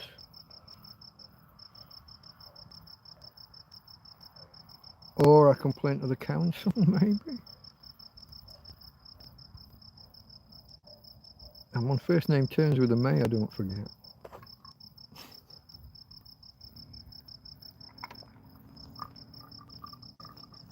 After he had me arrested. Let's not go there. I'll start ranting. Yeah, I've got my next big tent, and I have an emergency fallback tent. I did have a second emergency fallback tent, but I gave that away. Apparently it fell apart quite quickly, so it's probably for the best I gave it away. isn't wasps. Not now, not these ones, no. But there was something about before with a big. God, I can't remember the body parts of an insect. You got the head, which also has a proboscis. That's the mouthpiece, and then you've got the other two segments. Abdomen. Yeah, abdomen. What's the middle part called? Or is abdomen the middle part? Oh, where did you better not just dropped in my fucking drink. You did. You fucker. Crawling about on the lamp and then it fell right in the fucking drink. Yeet.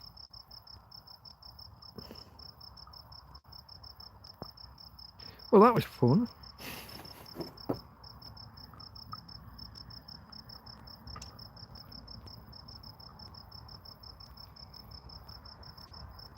You know what I did forget?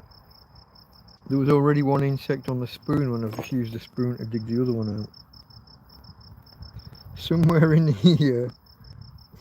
Fuck. Is that you, or are you just a piece of ice? You're just a glistening piece of ice. What are you? You're a tiny bitty. No. Are you another one? You might be.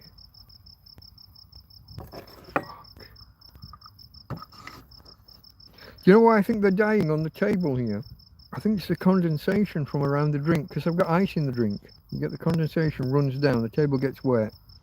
These insects are crawling through it, and if they spend too long in there, or the water's too deep, it gets them. That's my working theory. Red wine, UB40. Probably.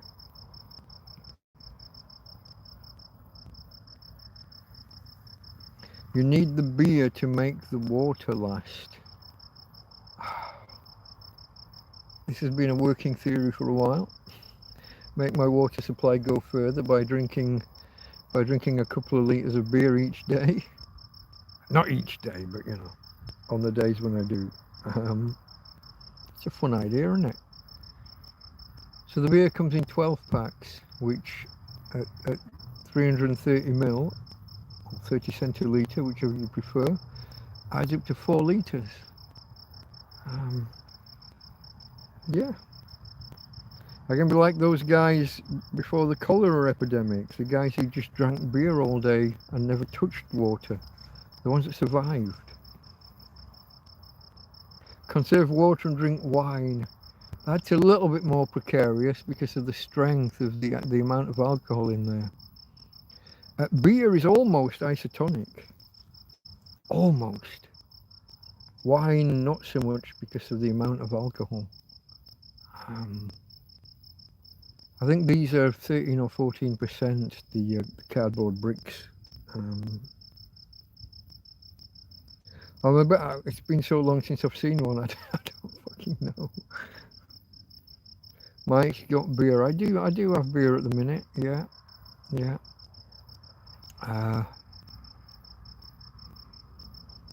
Yeah, I've got a bit of beer in the fridge. 7 or 8 cans, I think. There's a pack of ice sat on top of them, which should help the fridge not to heat up as rapidly as it has been doing. But it won't last forever. This fridge doesn't seem to be as insulated as I expected it would be. But then the temperature readings fluctuate way more. I don't know where the temperature sensor is, but it's in a dodgy place. The beer can be ice cold, and the fridge will be telling me that it's 12 degrees C. I'll run the fridge for 5 or 10 minutes, and suddenly it tells me it's 0 again. Crazy. The temperature sensor's just not. I don't believe it's accurate. It certainly doesn't reflect the temperature of the food and drink that's in there. Still got the hiccups. 2 crates of beer from Karen, that was at the start of the week. That was on Monday. Yeah.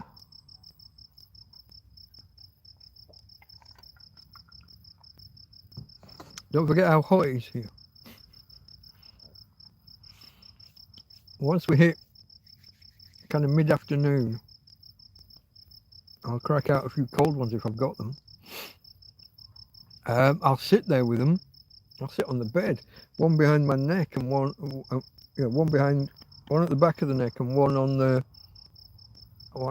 front of the neck or somewhere else, just to. When's Jonesy coming? Talk to me about Jonesy.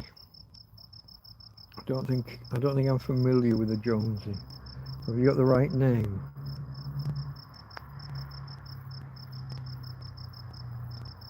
George was here this week. Anthony's here next week. Tom won't be back until winter.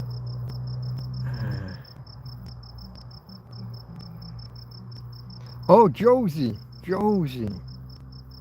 They're here now. Just arrived a couple of days ago.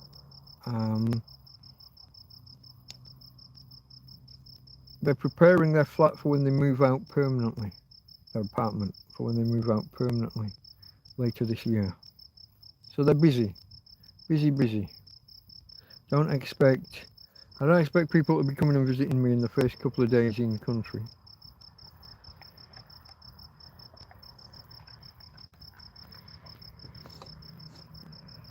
Oh.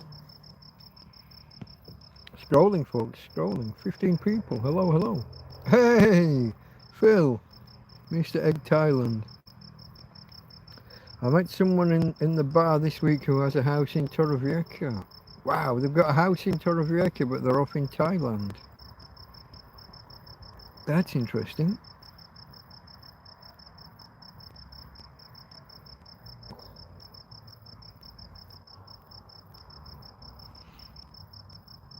I haven't stopped by this week, Phil. I haven't seen how you're going. I understand you're not big on football, but you had the girls all dressed up in, I don't know if they were in sports kits or bikinis, but I saw a comment somewhere.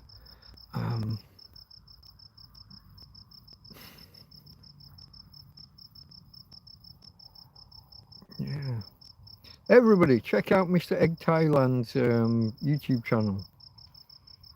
And if you go onto kick.com/rumrun, RUMRUN. Are they real ladies? They are.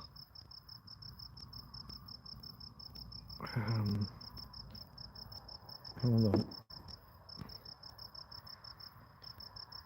He hadn't heard of where's most famous resident? Torrevieja. Oh, me? Okay, I see where you're going.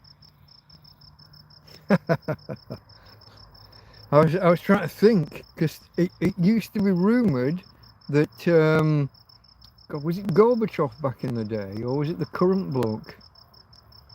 Was it Putin or Gorbachev? It was rumoured the Russian mafia and stuff were big around here for a while.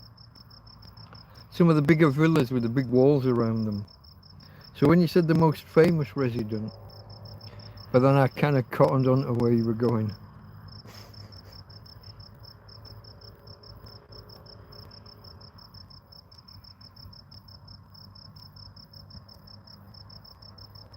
Yeah, I've never, so out and about, I've never met anybody. I guess some people come to, I don't go out and about anymore. I don't get out of this field, I guess. But, yeah, when I did, never met anybody that recognised me. Tina got recognised once. When she first got her doggy wheelchair, her doggy chariot, we went out, struggled to get up this hill, and this German lady, oh, it's Tina. So Tina got recognised, but I didn't. Oh, these insects are just crawling all over the fucking wires. Met any cowboys? Asks Jasper. Cowboys? No. There's a bar in town that's all horses and stuff, and it's kind of spit and sawdust kind of style. There ain't actually sawdust anymore, but it's wooden. But it's kind of saloon styled. Or it was when I was last in town 5 years ago. Is it since I've been in town? Apart from court appearances. Oh, look at this, we got one. Come down the road, parked right outside my front door. Why have you stopped in the road right there? My door's wide open currently as well. Why do you do that? It's a single track road and now they're backing up. Okay. Possibly. Here's the thing. There's a sign on the road that says turn right for the petrol station. Repsol. And the Repsol garage, a petrol station, gas station, whatever you call it, is on the left. But you turn right off the main road into this little slip road that curls around, and then you wait to cross the road. They don't want people stopping on the main road and indicating left and having to wait for traffic to come past.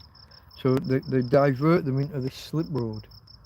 And some people take the sign literally, turn right for the petrol, and they come down this rough and ready single track washed away lane and realise there's not going to be a petrol station down here. You're on top of a cliff top near the near the sea. They've left it too late. The petrol station closed at 11. I guess that's what they were doing. It may have been. Some of them do bring their prostitutes down this lane, and then when they see me with lights on and things, think better of it. Not sure. I'm not sure he got all the way out, folks. Let me just have a quick look, because I'm always intrigued. Sometimes it's fly tippers and stuff. Gee, where are you? I'm going to jink back to the right again. 2 seconds. I won't be... That's just a fly spray falling over. Oh, fuck. What was that?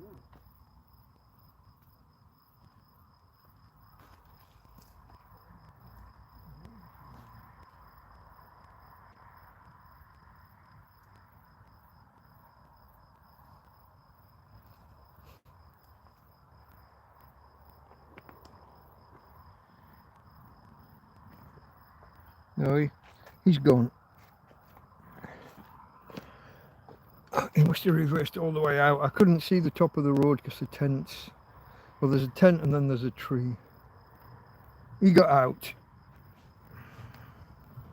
I'll give him the benefit of the doubt and assume he was looking for the petrol station because of the road sign. It is a bit confusing. Doggers again. I can't rule out that possibility. Although this road is quite treacherous now. When we get the heavy rains, there's a stream, there's a river runs down. Because they've botched, like I was saying before, about this drainage channel at the top of the field. Imagine strimming the whole drainage channel, but not the exit where the water comes out, and you've got bushes and trees growing there now. It's like 2 years on the trot that they've... What's the point in clearing the drainage ditch? But the exit where it then fords and goes across the road, you don't exit that, you don't clear that.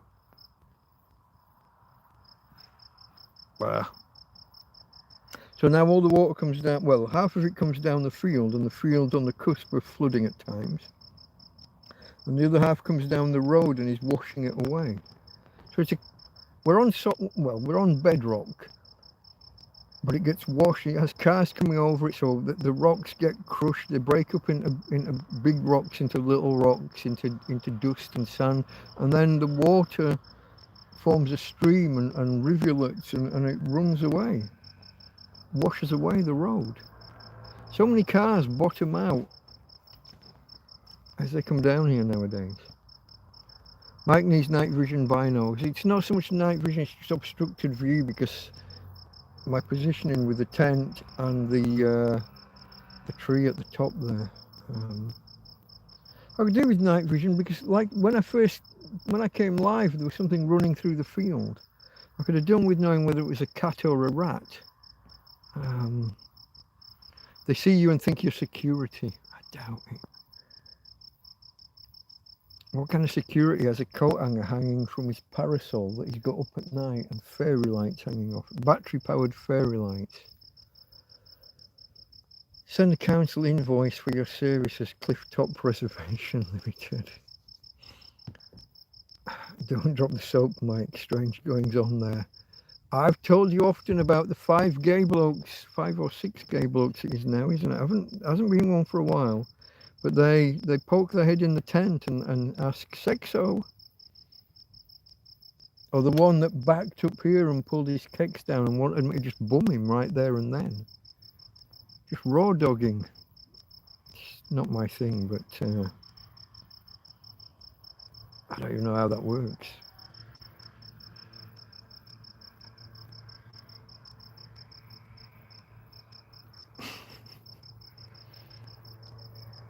Not didn't ladies pull up like that yet. The first time a lady pulls up and says sexo, game on. But the guys all get a love tap and a kick and a what's the word? An invitation to jog on. Less politely than that.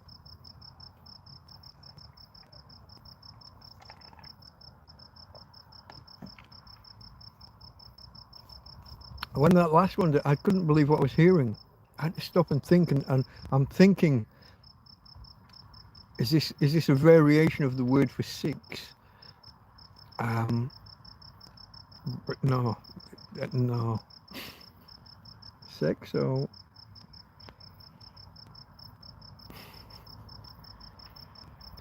Okay, folks, we are on. Well, it says 21 minutes here, which means 2 hours 18. Let's keep going. Where's chat? What are we going to talk about? Give me some topics. I think the last time we spoke, last Friday, I'm going to touch briefly on politics, but not in the way that you'd imagine. The last time we spoke, the Anne Widdecombe thing was happening. And the police were urging us all not to speculate. And that they'd got their man, and they had the wrong man. And it wasn't political, and it wasn't a deliberate, a premeditated murder. It wasn't an assassination. I think they'd got a delivery driver, yeah? Someone who pulled up down the road, down the lane, and then walked up to her house. But then it turns out it's a bloke who's driven 270 miles each way to go there with what looks like a billy club in his pocket, like a shortened baseball bat. Don't speculate, folks. Don't speculate. It's not political. There's no indication it's political or terrorism. Who's running the investigation now? The anti-terrorism unit. How have they been able to keep the guy locked up so long without having to charge him or release him? Well, terrorism laws that allow you to keep people pretty much indefinitely. Lucky we didn't speculate and it wasn't terrorism, eh? What an absolute clown show. And this is the same police force that arrested Katie Hopkins for calling herself a spaz at a comedy show that she was doing. She called herself a spaz, and they wanted to, well, they forced her to attend a voluntary interview under threat of arrest, because that's what voluntary means nowadays. Funnily enough. They said, it's deeply offensive to the person that you're calling that. She says, what, me? No, it's not. I don't find it offensive to call myself a spaz. What are you talking about, you fucking clown show? This is why I say the words, folks. Say the words, all the words. I'm not going to say them now, just for the sake of it, but free speech is a thing. Calling yourself a spaz. Oh, you can't see. We used to run around the fucking playground calling each other that all the time. We played tag, or tig as we actually called it, but we turned that into you're the spaz now.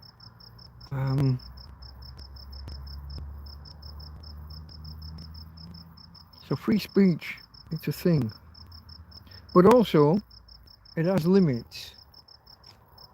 And I'm not sure where I fall. You know, the woman at the Scottish College, the Scottish University, who said she was glad Anne Widdecombe was dead and that she hoped she died in chronic pain and is at the gates of hell or whatever. There are rules about enraging public decency. Fuck, you can't see this. I've got 2 insects crawling over my phone. I've got 3 crawling over the lamp. I hope they're not dropping off and into my... Oh, they have. I got 2 in the fucking... I've got 2 in my drink.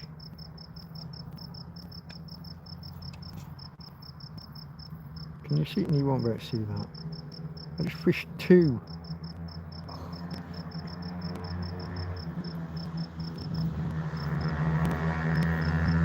There's a 3rd. This is getting fucking ridiculous. If I get any more, I'll have to get a blender and turn it into a fucking protein shake. Hope I haven't missed any. Cheers, folks.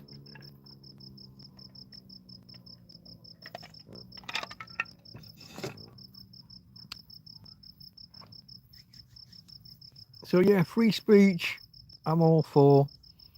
Some things do, enraging public decency isn't the right word.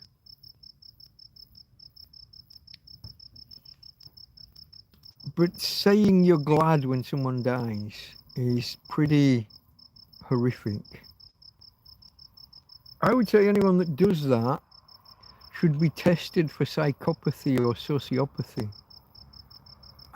Are they psychopaths or so? I can never, in my head, I keep reading the definitions of sociopath and psychopath. I basically can't tell, even after reading the definitions, I can't tell them apart. I'm not sure that they're 2 separate things. When I read, if you read a definition and at the end of it you don't know how it's different from the other thing, are they really 2 things? When Margaret Thatcher died, a lot of people kind of were like, ding dong, the witch is dead. I find that quite offensive. Certainly wasn't a fan of hers.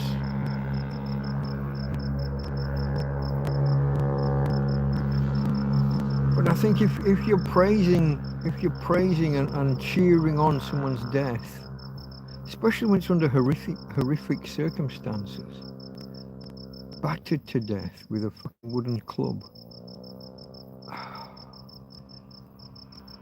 Don't know.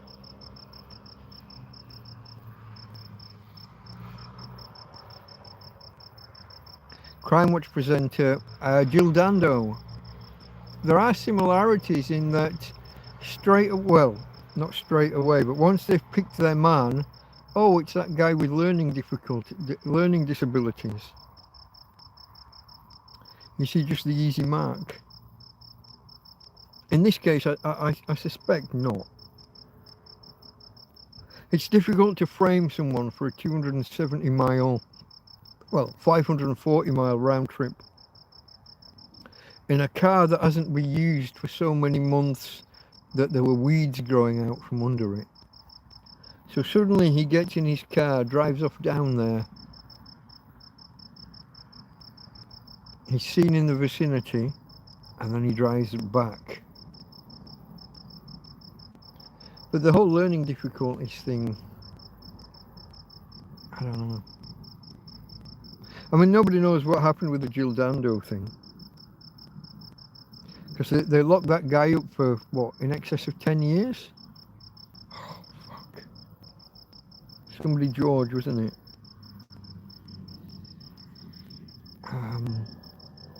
And then decided the conviction was unsafe and had to let him go. Who knows? Just scrolling back in case I've missed anything. Okay, don't drop the story yet.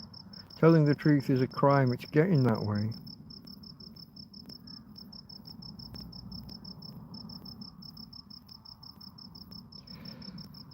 Ask Google 1979 fall of the Shah of Iran because he was supposedly an evil dictator. Then what has it been after?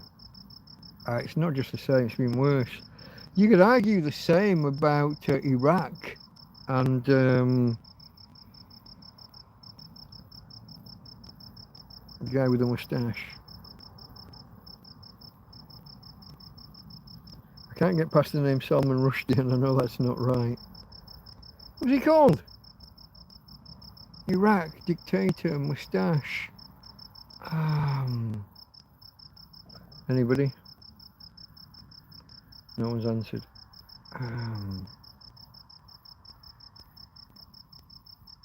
They found him in a ditch, didn't they? He was hiding in a ditch. No, not Gaddafi. Gaddafi was Libya. Gaddafi was Libya.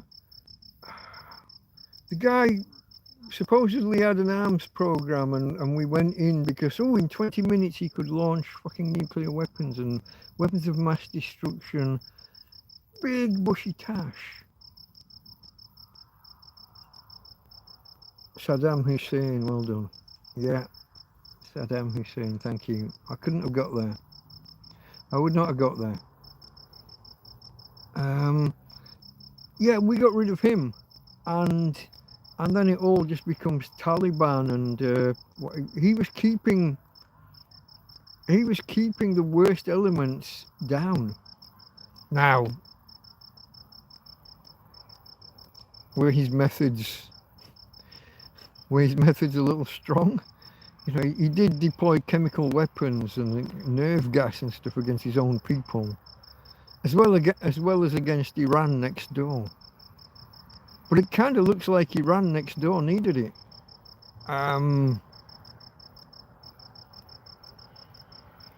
So yeah, it's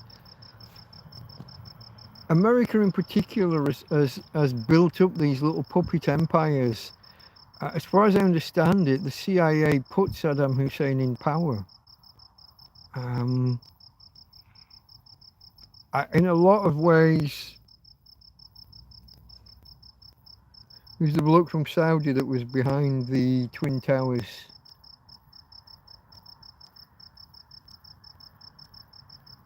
Oh, fuck, I'm no good at this. I cannot do names anymore, folks. But he was another CIA tool who then turns against them. I can picture him with the black beard and Osama bin Laden. Fuck, I got there. Too slow. Time was, I would have just... Now it takes me 20 minutes of sitting there playing word games with myself to get there. It's all about banking systems, Iran, Iraq and Syria. Banking and oil. Pre-1960s Iran women wore bikinis. Persia, as it probably was at the time, but yeah. Yeah, they were one of the more enlightened Muslim countries. Technically, they'd probably have said they weren't even a Muslim country. I don't think it was in like an official religion. Like, it became a theocracy, didn't it, after the Shah was replaced. Yeah.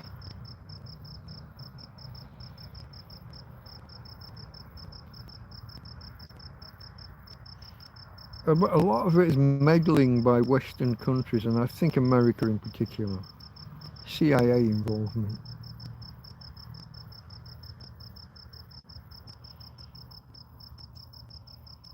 Wasn't the whole Contra weapon, was it Contra Oliver North and all that? I can't remember which South American country it was. Was that was about drugs to get money to pay for arms? Wasn't that for Iran? I lose the details. Colonel Oliver North and Ronald Reagan and all of that. There was drugs being sold around and moved around to make money to buy weapons off the books that could be sent to another country. And I'm sure it was Iran. Probably for rebels in Iran. I don't remember the details. I could be totally off on that one.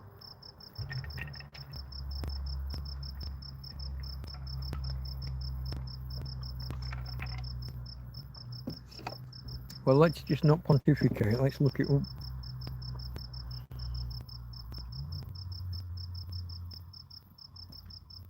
Let's assume that I'm right, and I search for Iran Contra. That's not how you spell Iran. Iran Contra affair scandal. Which one do you want to go with? Summary. Iran Contra affair. During the Reagan administration, major scandal involving secret arms sales to Iran. The US sold weapons to Iran despite an arms embargo and public policies against negotiating with terrorists to secure the release of American hostages held in Lebanon. Senior National Security Council officials, notably Lieutenant or Lieutenant if you want, Colonel Oliver North, diverted profits from these arms sales to illegally fund the Contra. Okay, it was the other way around. Illegal arms sales to fund Contras in Nicaragua.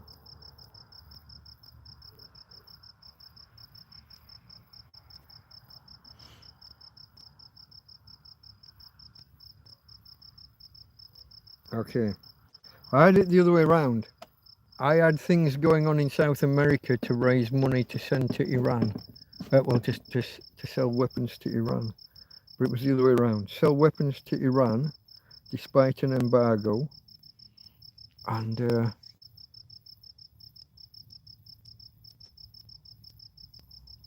then use the money to do stuff in South America, Nicaragua. Bankers wars. No to digital ID.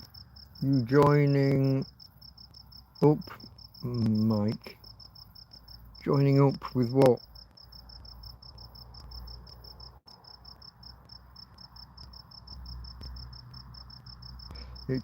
Is it only Arab monarchy that can marry many wives, many brides, or any Arab? I wouldn't know. I would guess that you've got to have the money to support multiple families if you're gonna live that way. It's always one of the limits, isn't it, with kind of polygamy or whatever? How do you fund it all? Even people who do bigamy, how do they fund it? Don't know. We could point and look at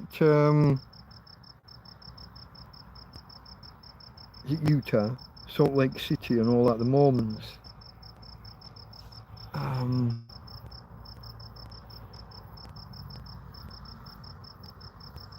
Although they say that doesn't happen anymore. Supposedly, that's not allowed anymore. And yet you see these programs, don't you, about sister wives or whatever they call them. Don't know. I don't know about the Arabs, I don't know. Supposedly it's haram to have multiple wives. But some of these guys play fast and loose with the rules, don't they? I don't know. Who knows? Is it only Jasper and Keith, Jasper and Sign of Nature, that's talking? Is there anyone else out there? Don't want you pushing other people away. Who's out there? Let's have a roll call.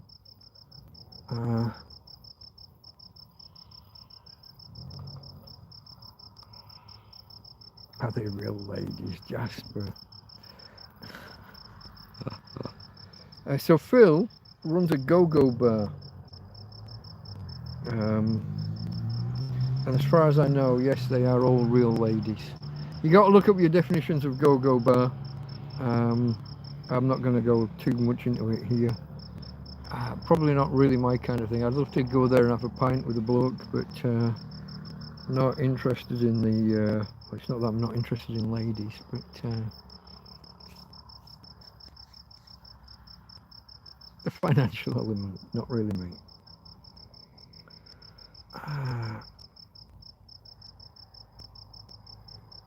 What was that film? Robert Duvall married many women, Mormons, and then it cut off. Hold on. Robert Duvall didn't he just die recently? Great actor. A lot of people don't know him or recognize him, but he's in so many things.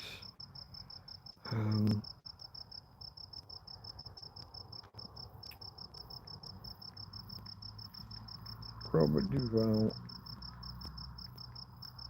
film Many Wives. Or polygamy, should I have put?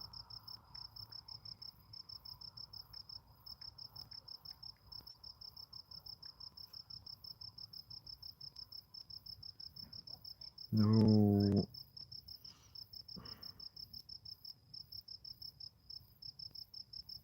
No. It just tells me about his wives. That's not what we're after at all. Where he marries. Where'd that go? One wrong touch. Where he marries. Or married. Okay, many wives.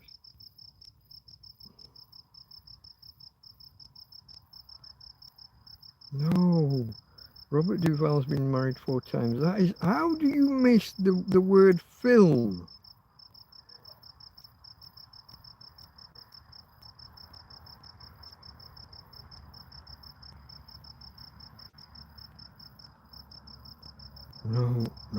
No.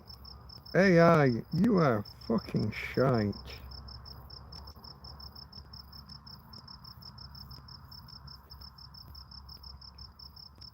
Okay, let me...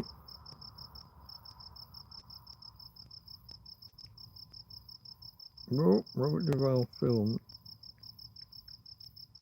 with polygamy.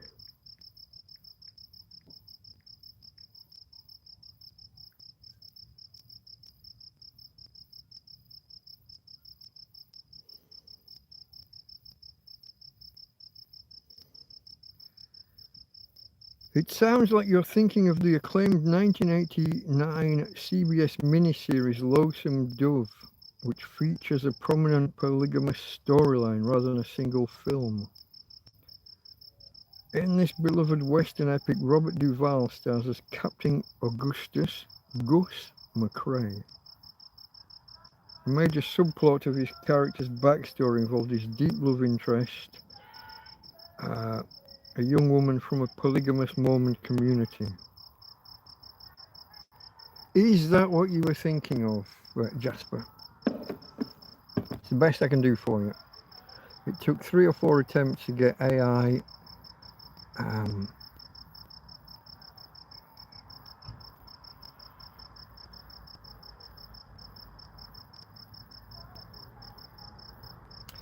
get yourself known, start sending invoices out, see what contacts you make.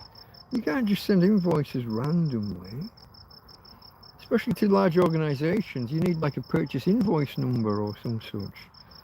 The billing department need to see that you're charging them for something that they requested and that you're not just a scammer. And don't forget the tax implications if I start working or sending out invoices.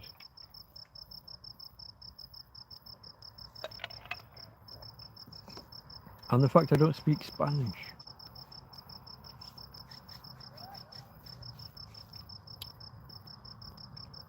Oh, there you go, the feds.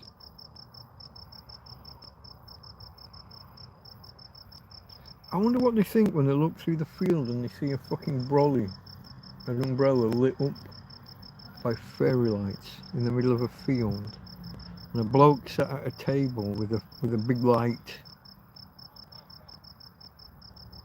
Oh, one going back the other way. Is it the same one? Has he gone past? He's not stopped at the top of the road. No, he's gone past. That's always a worry. When one goes that way, and then maybe it's turned around and maybe it stops at the top of the road. It's quite a coincidence if two pass within seconds of each other. Always worries me. Look up Lord Gilmore. I'm going to watch this back. I'm going to make a note of some of these things that you say, Keith, and I will look up some of these things. There's a film, not a series. He tries to force 14 TY 14 Thai girl to marry 14.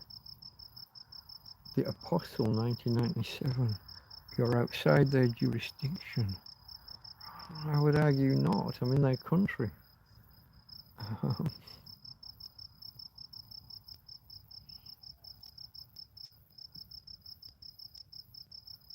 I will look it up one day soon, because we obviously disagree on some of this stuff and have done for quite a while.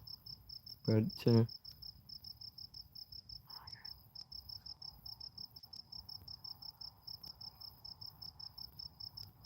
Baron David Ward, affidavit, Google it. Good starting point for an overview. I will make these. I will list these names tomorrow and look into them. Where am I for time? 2 hours 43, 2 3/4 hours ish. Oh yeah, folks. Apparently there are 10 people out there. We've had 10 thumbs up, so I thank you for those. More is always better, obviously. George, hello mate. Just arrived home. Hope you enjoyed your fish and chips. I did indeed. Keep drinking plenty. I'll be back in September. Hope Tina okay. See you soon. George and Jill. Leo. See, I knew it wasn't Liam, and I knew it was like Liam, and I couldn't get there. I couldn't. Leo. Thank you. Thank you for that. I don't know if you've only just got home, so I did say a thank you earlier. I don't know if you want to watch back or not. Maybe don't bother, but yeah.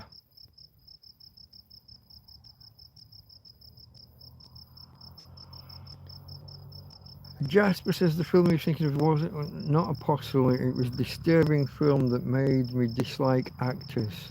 I don't like Ray Winston. He's just an actor. He's not the. If he plays a nasty character, it doesn't mean that he's a nasty man himself.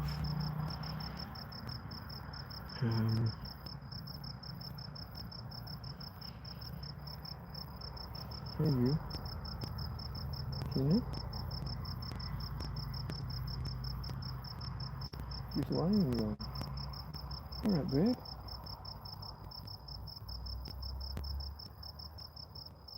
Are you breathing? Yeah, you're breathing.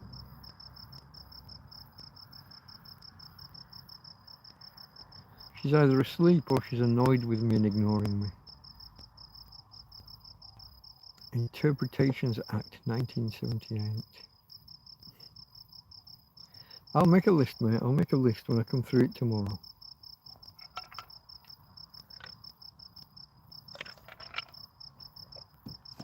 Okay, folks, everybody out there, let's do a roll call. If you're out there, come and say hi. Especially if you're just lurking now. I did indeed enjoy my fish and chips, George. They were lovely. It took me a day and a half. No, it took me a day to eat them. I was still eating them this morning. Thank you very much, my friend, for the fish and chips and for the bag of for the groceries.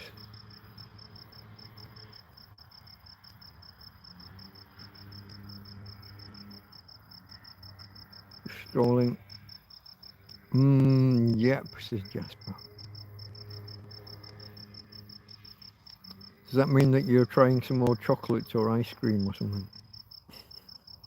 I just gotta, I've gotta be careful. You got a bum right up against the back of my chair. I need to just stand up and pull the trousers off my legs. And she's right in the way. Oh, ouch, ouch. Sometime soon I might need to go for a pee as well. I'll probably wait until I finish this. I'll go either make another one or maybe just grab a beer.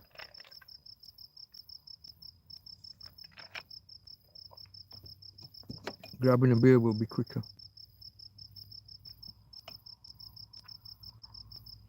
Okay, folks, what are we going to talk about next? What else is happening? Oh, well, what else has happened this week? Football happened, didn't it? I thought it was coming home. I created a stream ready for after the match. I think it's my fault. Did I jinx it? I said I'll go live if we win.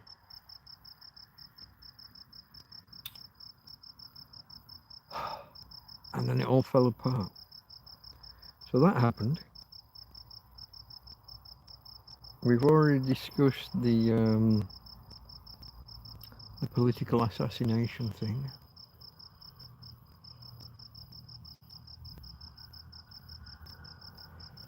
I don't know what else I've got, folks. What topics have we got? Questions, topics, anything in science. There have been some things in science. We're revisiting the question of life on Mars. Pioneer in the 60s or 70s. Pioneer 1 and 2 landed on Mars and carried out experiments. One of which said yes, life. And because 2 other experiments said no, not life, it kind of got voted out. But that's not really how science should work. One of the tests came back positive. And for 50 years or so, the science has been going backwards and forwards, debating, did it find life, didn't it? And unbelievably, with all the craft that have gone there since, none of them have been fitted with like an updated version of the same experiment.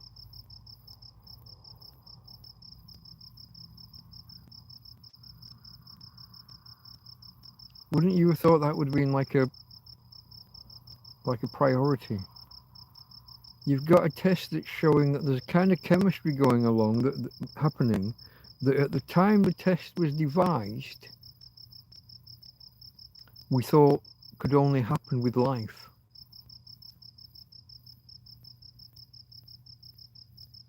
And we've never repeated the experiment. All the craft that have gone there. Turns out that at least one of the other 2 experiments that's kind of outvoting it was flawed. In that the process that they used to analyse some rocks to search for signs of life would have killed any life that was there. Basically baking some rocks or heating them up or something to then look for chemicals that might indicate life. You might have had life in the fucking test tube. At least one of the experiments is kind of flawed. So that's interesting, I think.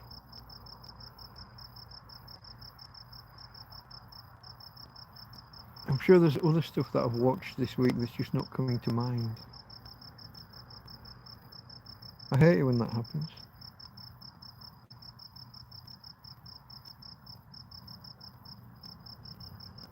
Don't know. I should make more science notes so that I've got some topics to bring up.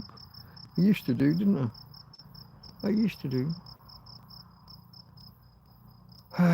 Do you miss Bill's job? Recreation, socializing, etc. So have I missed anything? Okay, Jasper's trying to find a movie. Do you miss Bill's job? Nobody misses Bill's, but I miss working. I miss having money.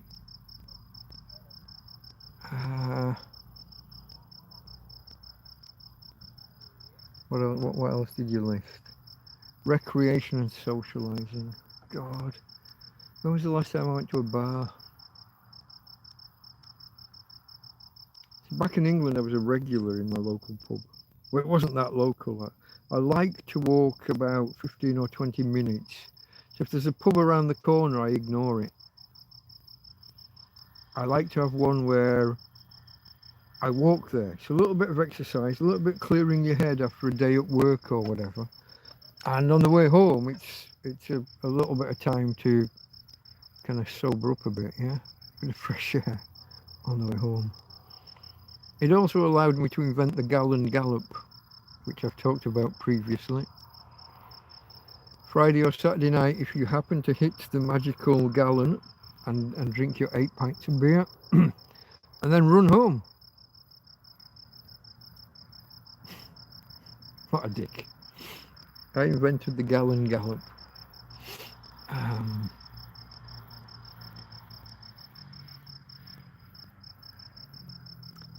Yeah, I miss socialising like that. I guess this is a pseudo substitute, isn't it? I get to know you guys over time. Watch Sweary Man's channel. I said it earlier. You could either rewind.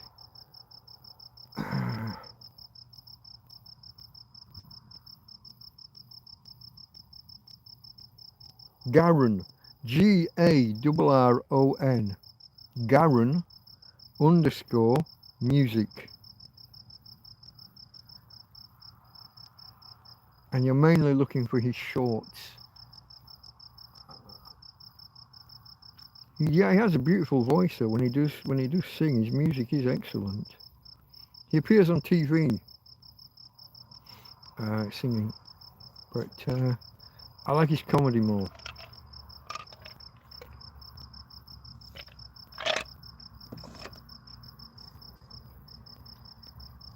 GARRON _music.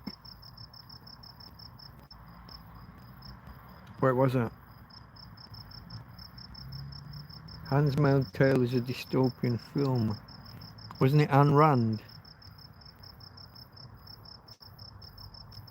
She's quite a dystopian character. Some quite extreme political views.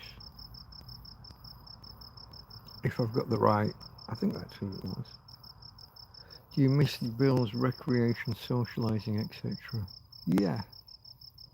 I mean, even here in Spain, I used to be a regular up at the bar at the top of the field here. So about 2 or 3 blocks back from here, there's the beginning of a park, which is split into 3 fields with roads running through. And in the top one, up the other side of Avenida Paris, you got Kino's Bar, which is what it was called for a long time, but then it turns out he'd named it after one of his dogs, but never put any signs up or anything.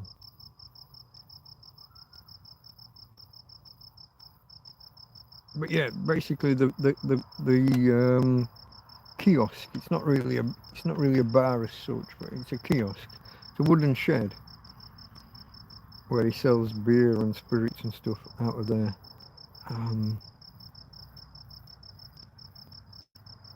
Yeah, I used to be a regular, but when things went bad for me and I couldn't get access to my money, a lot of rumours went around that I was lying and that banks couldn't possibly just kind of debank you like that and leave you without your money.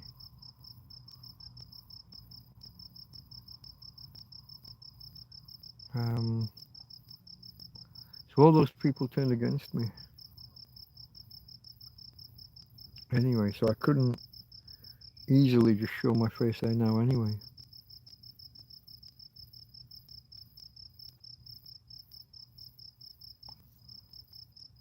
So yeah, I liked being a regular in a bar.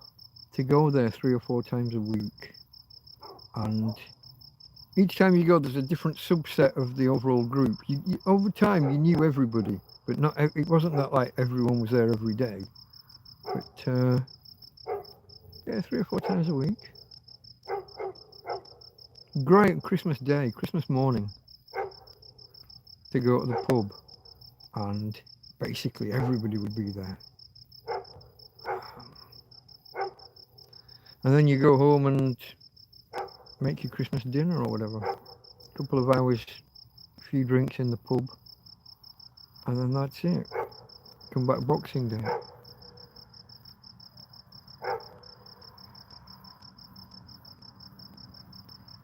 Yeah, no, I miss, that was a, you know, the pub as a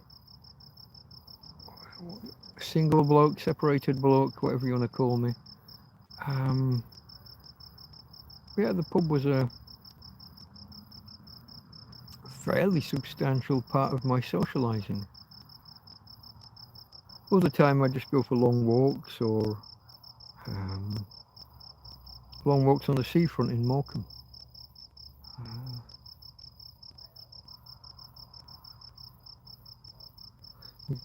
You've only got 2 directions to pick with the seafront, haven't you? Go at the top of our road and turn right, or go at the top of the road and turn left. But yeah, I could walk right down to Heysham, to the nuclear power station, turn around and come back.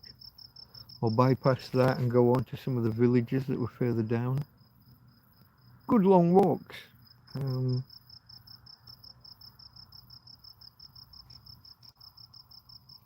But yeah, stopping off at a pub is always especially a pub where you know the majority of people there. For a single bloke, it's a base, it's community, it's when you're in your mid-40s and you've just got separated. Yeah.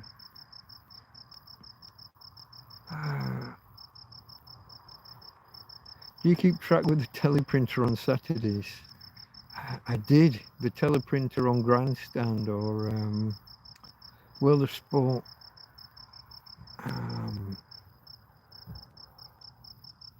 Garen Music, Too Young Can't Be Funny. Give him a try. I think you'll enjoy him.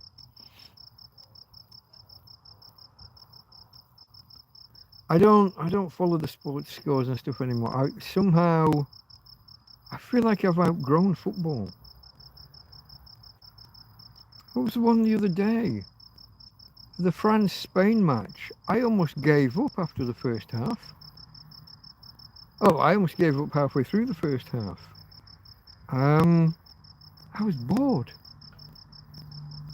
I thought France looked the more dangerous on the ball. And then Spain got the penalty and got the goal. Was it a penalty or a free kick? I think it was a penalty. I thought France looked far more dangerous when they were on the ball. Spain just kept passing. Spain would get the ball halfway in the French half, and a few minutes later it's back, well, a few seconds, it's back with their own goalkeeper. Pass back, pass back, pass back, pass it square. Oh, there's someone coming past back. France looked sharper on the ball. But Spain edged the penalty, didn't they? There was a guy that was lining up for the big clearance, and the Spanish player ran up right behind him when the guy didn't know he was there. And so as the guy follows through trying to clear the ball, trying to hike it away, he catches the player that he didn't know was there. And oops, it's inside the penalty area, and it's a penalty. A little bit unfair, really. It's like the guy ran into his kick, was my kind of reading of it. I thought France were looking the sharper. But then once Spain were ahead, they did what Spain do. And yeah, got another. But I was kind of bored until the goal.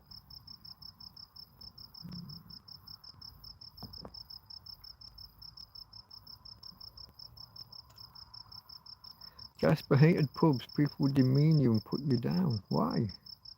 Seemed like a nice guy to me.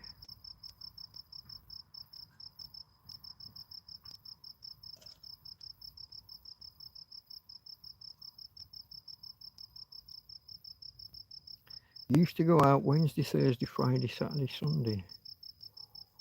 So only Monday and Tuesday were your day off. I'd spread them about a bit more. I don't know that I had a fixed routine.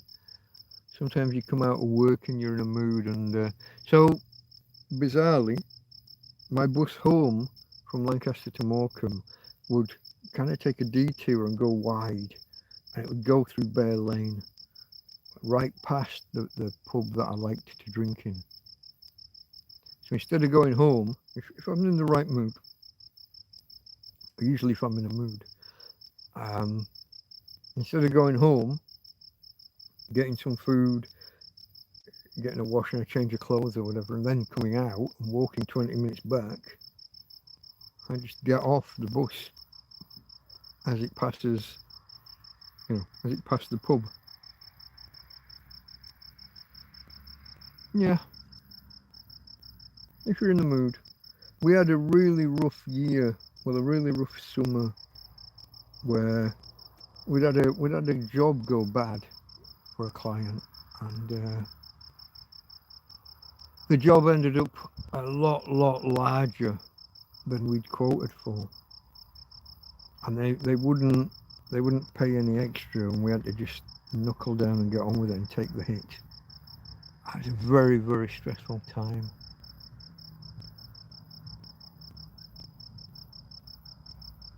So me and my nephew would get off the bus and drown our sorrows and tell everybody about how bad it was, and bore them all with the details.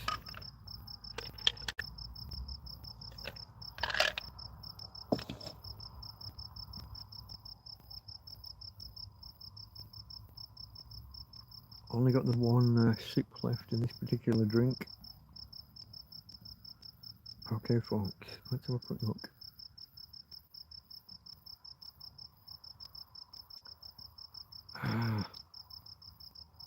Where are my folks? Time-wise, we're on 3 hours. We are indeed. Just over. Spain will suffocate the Argis till they wriggle out in the last 10 minutes. The Argis can foul a bit, can't they?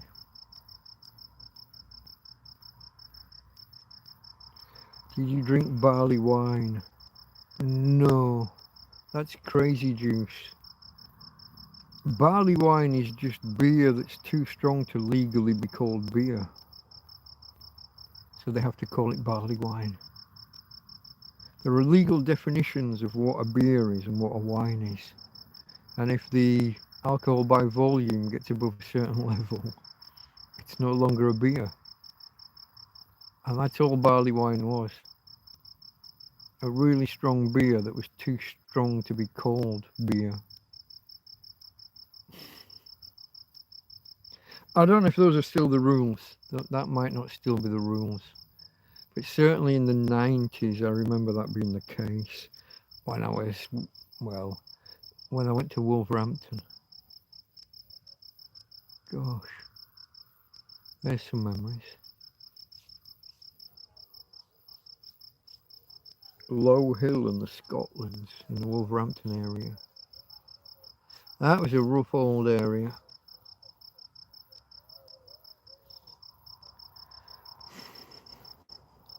Yeah. I was still young and those were some quite formative experiences.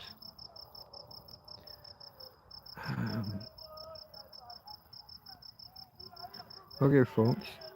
I got yobs going past on the top road. I'm going to wait and see that they don't come down this road. Oh, they're on the electric scooters. I am going to mute the microphone. I am going to go and get a pee this time, and then I'm going to go get a beer.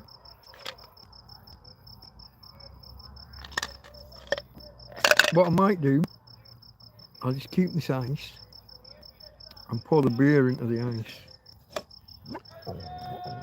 water it down a bit, cool it a bit. A little bit sacrilege, but it is still, I'm going to guess it's like 29 degrees, so maybe 28. Let's have a look.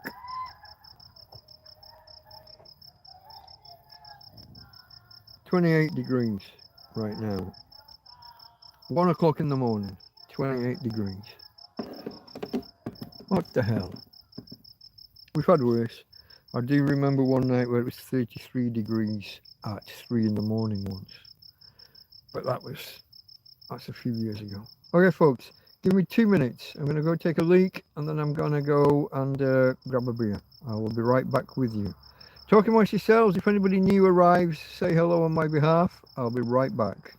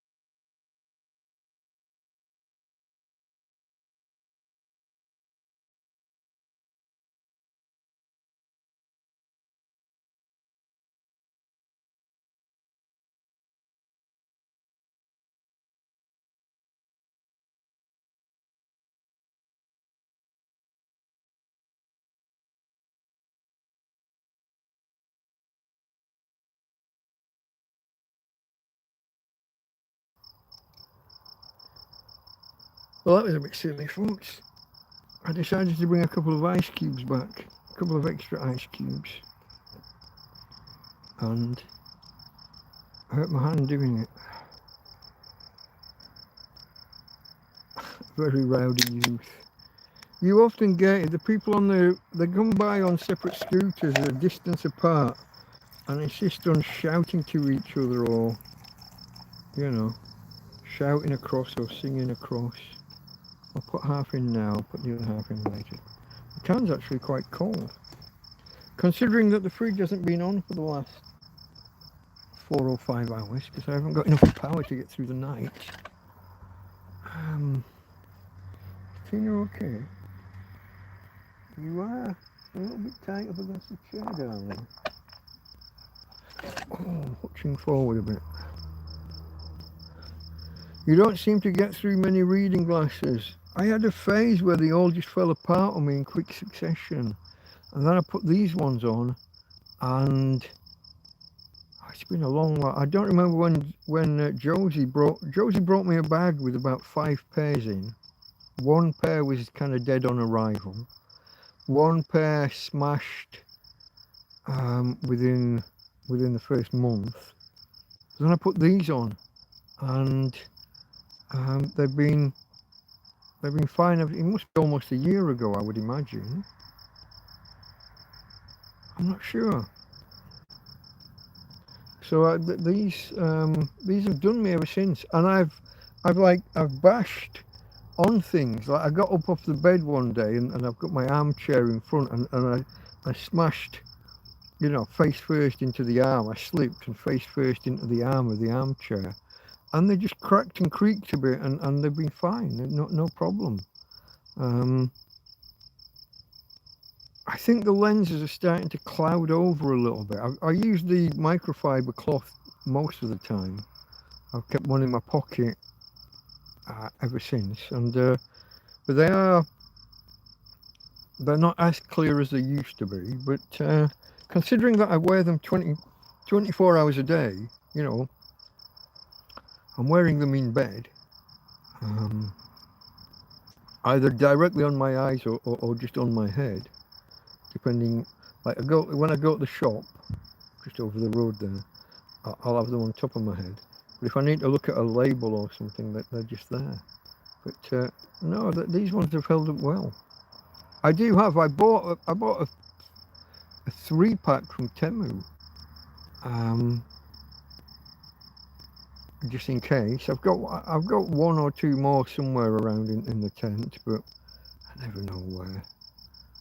Things get misplaced and lost so easily.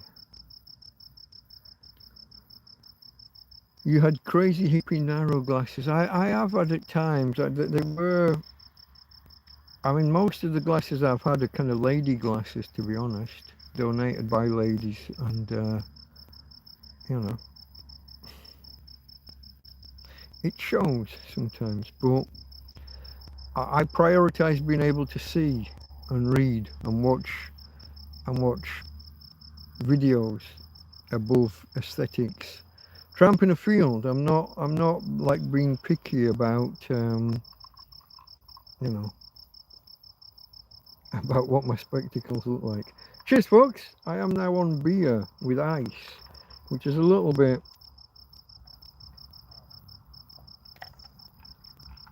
I would say it's a little bit unconventional, but I'm sitting here at 28 degrees in the middle of the night. 17 degrees here in the Midlands, Keith.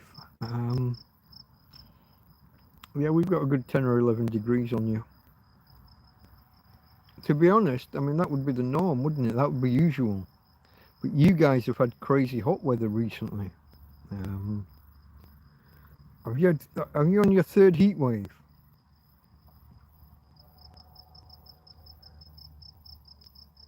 The youth today wear fake glasses because it looks good. That's no good, is it? Just plain glass.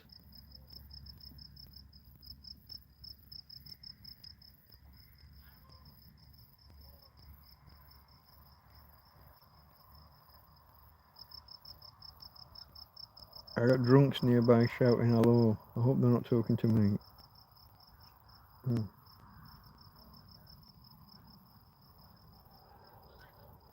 It's a gang. Oh, mixed sex. If it's men and women, they tend to be better behaved than just gangs of blokes. Heatwave finished, says Keith. You are gathered from the 17 degrees, but have you got another one inbound? Oh, what's this that's happening now with the weather? We've got an El Nino and a La Nina in the same year at the same time. That's not normal. That's not normal. I'm not sure what the implications are. They've only just discovered the La Nina building in the Pacific, I think. Usually, yeah. I don't know. Not so hot, just damn humid, says Jasper. Jasper's in Germany, yeah? I thought Europe had another, what do they call it, like a heat cap or something coming over. There's predictions again talking about 45 degrees and stuff in parts of Spain. Fortunately, that we never get that crazy stuff. It's usually central, which on the whole isn't that heavily populated. But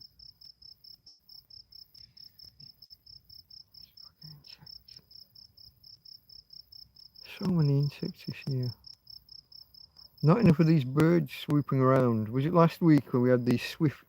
I worked it out. There were both swifts and swallows that were swooping around, which was why I was finding it difficult to identify what birds were what.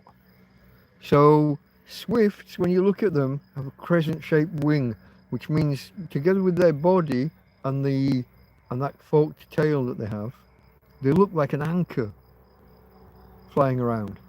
So the swifts stay slightly higher up. They still swoop down, but they don't come down to kind of within a metre or two of the ground like the swallows. So the swifts look like anchors with these thin, tapered, crescent-shaped wings. Swifts' wings look like Spitfires. They really do. Sorry, did I get that right? Hold on. Swifts are the crescents. Swallows look like Spitfires. The wings is kind of a D shape. The flat leading edge and then a rounded, fuller wing. That's the swallows. They come low. Those are the ones that come lower down. Those are the ones that when they come past will come within like a metre and a half of your head. Like I said, the swifts stay slightly higher, but they will swarm together. And obviously they're catching the insects on the fly. I can't remember which way around it is. One of those birds never lands anywhere. They spend their whole life, more or less, in the air. And the other ones will build little mud pockets on the sides of houses and little nests inside these mud pockets that they build. I don't remember which way around those two are. But it's interesting to read up on and actually try and make a point of remembering which is which.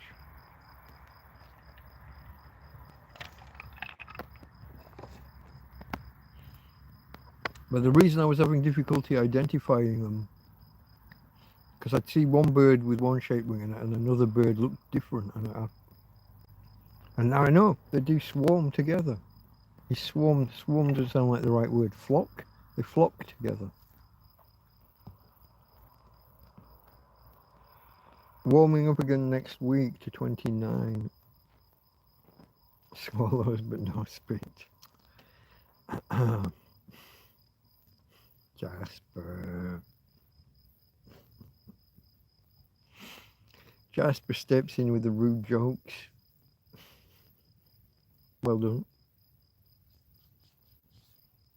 Kinago, what's the noise? What are we looking?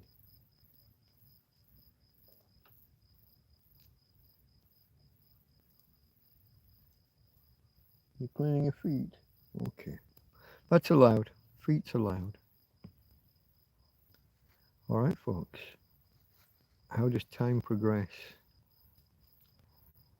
I think we're struggling for viewers and struggling for thumbs ups and struggling for topics to talk about. I always like to try and make the 4-hour mark, as you know. I'm just not sure we're going to get there this time.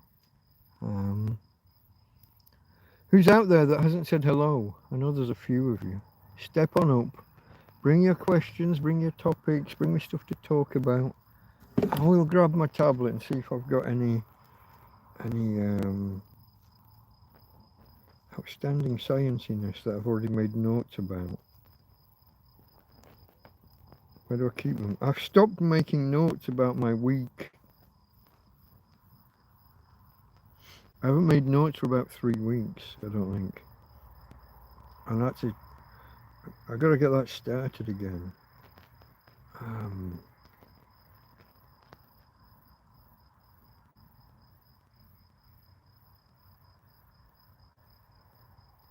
Still random topics.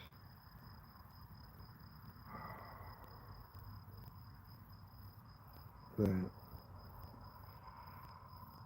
Tina, that really is quite loud.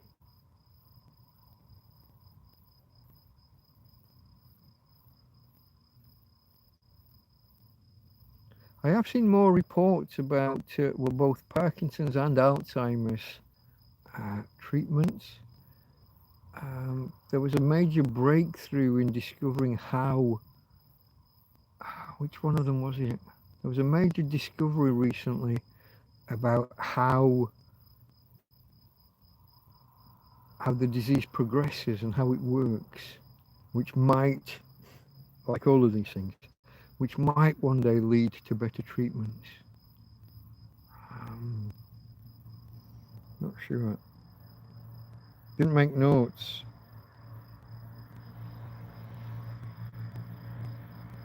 Here's one I don't think we've mentioned. Goodbye colonoscopies. Perhaps. There's a new stool test that detects 90% of colorectal cancers. So if something's suspicious nowadays, they won't be having to stick the hose pipe up your bum. It's not a hose pipe, but you know what I mean. That'll be a lot less common. Your gut bacteria may hold the key to detecting cancer, no colonoscopy required. A breakthrough in microbiome research could change how colorectal cancer is detected. All ties in with AI, using AI to map gut bacteria an unprecedented level of detail. Their method identified 90% of cases, rivaling one of medicine's most trusted diagnostic tools.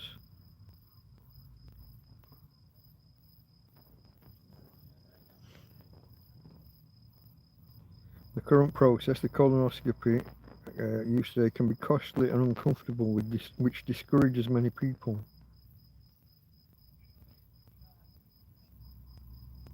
So that's fun. No more up your bum. I think they're saying similar as well with improvements in prostate cancer detection. They're improving the blood tests.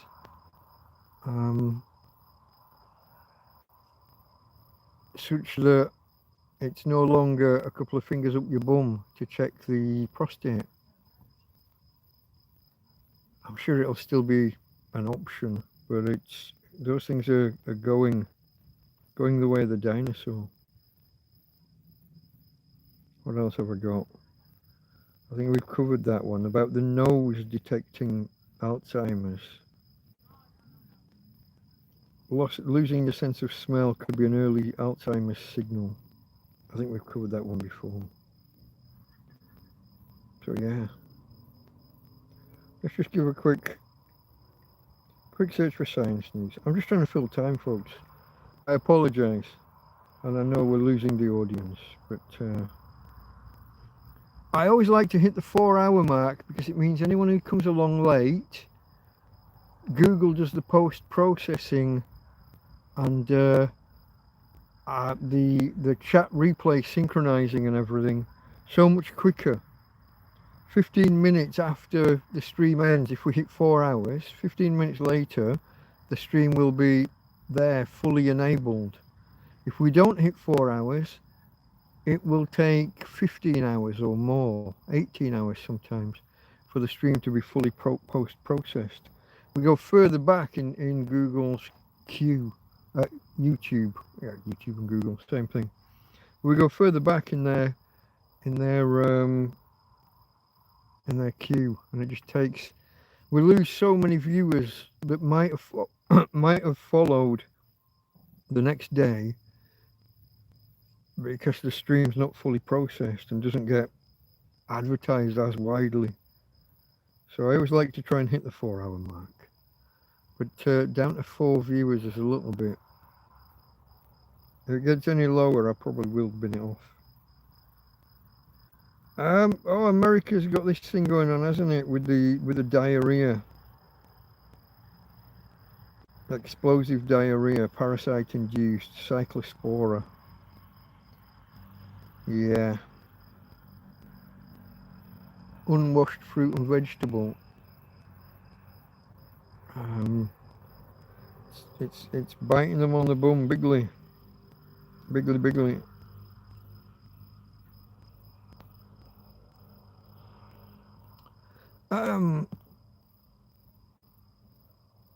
You, Mike, are the Rolls Royce of streaming. Well, thank you for the compliment, but I don't quite see it. Come on, stop watching footy. It's a Delta Mike show. I don't think there's any footy to watch right now, is there? Is there a third place playoff in this World Cup? Are England in a third place playoff tomorrow? I would imagine that there's a third place playoff tomorrow and then the final on Sunday. But I don't know for sure. I haven't actually heard that said anywhere.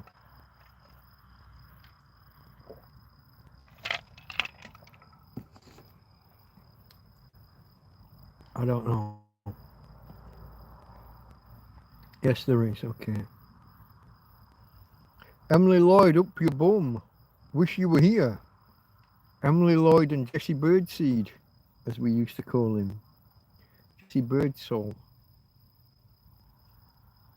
Whatever happened to him? Bugs. Wasn't that the name of the show? Bugs. Hold on, I've got to go look that up now. There was him and there was that Kathy someone or other, the black lass. Can I say black? Do I have to say... No, you can't say coloured. Jesse Birdseed. Oh, and Henry from Neighbours. Craig McLachlan. Jesse Birdseed. Birdsall. That's not how you spell it. Jesse Birdsall. Where is he now?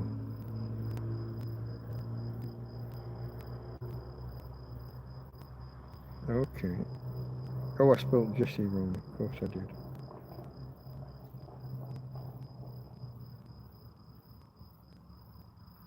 What was it? Marcus Tandy. What? What's he doing?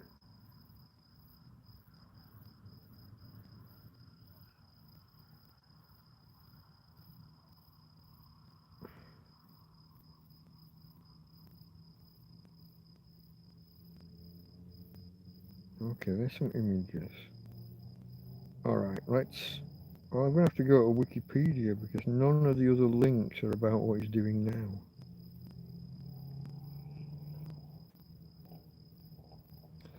El Dorado, yeah, that was a while ago. He was in Footballers' Wives, I didn't know that.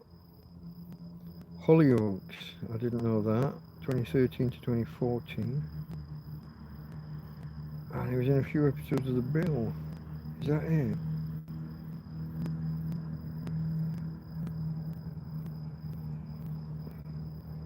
What about now?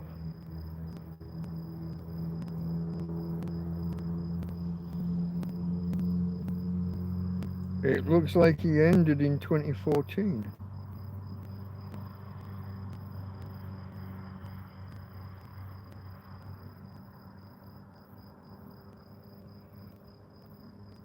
He was in the final episode of Inspector Morse, The Remorseful Day. Who knew that? I don't remember that. I think I've got all of the Inspector Morses downloaded. There aren't that many. Each season was just 2 or 3 episodes. There's not as many Inspector Morses as you think.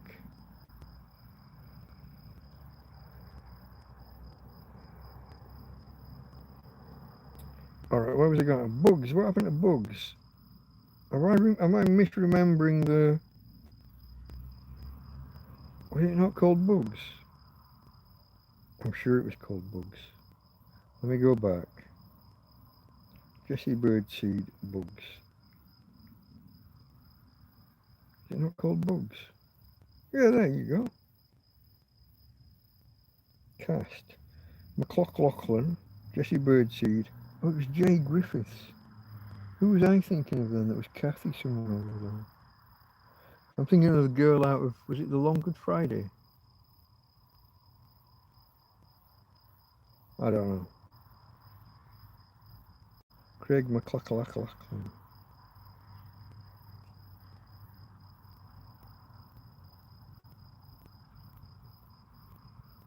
4 seasons. I wonder if it's downloadable anywhere. I remember enjoying it. It's one of those, you knew it was tosh. Oops, sorry folks. You knew it was like a little bit far-fetched, they stretched the idea of the technology. The internet was kind of new, wasn't it? And they were all, I'll just hack this, I'll just hack that, I'll hack the other. And they've got these super ultra always working radio comms. I'll get the plans for the building, I'll get the blueprints up. I'm doing this down here, you can't see. I'm typing. We're hacking. I'll just draw up the blueprints for the Bank of England and we'll break into the big vault and we'll steal whatever we need. Yeah, okay.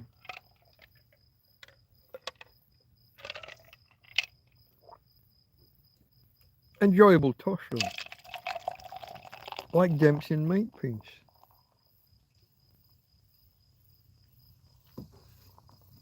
That was a good program. And we're not going to go off on historical TV programs. So that over there. It's on the bin, not in the bin. Close enough though, folks. Alright, how much longer do I have to keep trying to prattle on to get us to the 4-hour mark? We've got another half hour to go. No. And where am I for power? I'm on 59% and my power bank is... I don't see the lights. Okay, I've still got 3 lights on the power bank. So for anyone who doesn't know, anyone who joined late, my EcoFlows are both almost out of power. One's on 10%, one's on 25%, or was. It's probably dropped now. Even though it's not doing anything. Oh, shit, it's down to 21%, even without doing anything. It just loses 1% per hour. Didn't used to do that. I'm turning it off. Preserve it at 20, 21. I'm using the power bank to top up the phone. And later I might have to top up the tablet, which is on 64. That will get me 6, maybe 7 hours. It is 1:30. That gets me to the point where the sun comes up.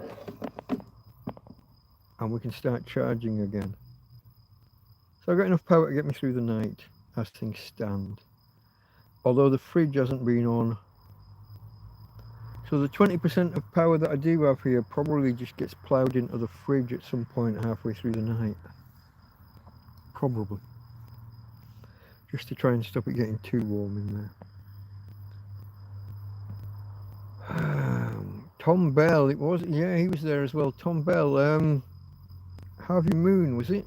Was that Tom Bell? Shine on Harvey Moon. Yeah, he was the dirty old bugger, wasn't he? Wanting to slip her a finger in the shed. Something like that. Have I got that right? He wasn't the father, was he? He was the father's, the dirty old lascivious, is that a word? Lascivious friend, father's friend. All them proper nights in the dark, what's the strangest lights in the sky you've seen?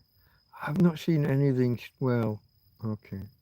No, not really strange. I've told the one about when I first moved here, when I first arrived in this field and I was sleeping outside, all of the Starlink satellites shone bright. All of the recent ones that he's launched, they've painted the bottom black so they don't reflect light in the same way. But back then, the sky was alive with movement. You only had to look up for kind of 5 minutes and you'd see satellites moving around.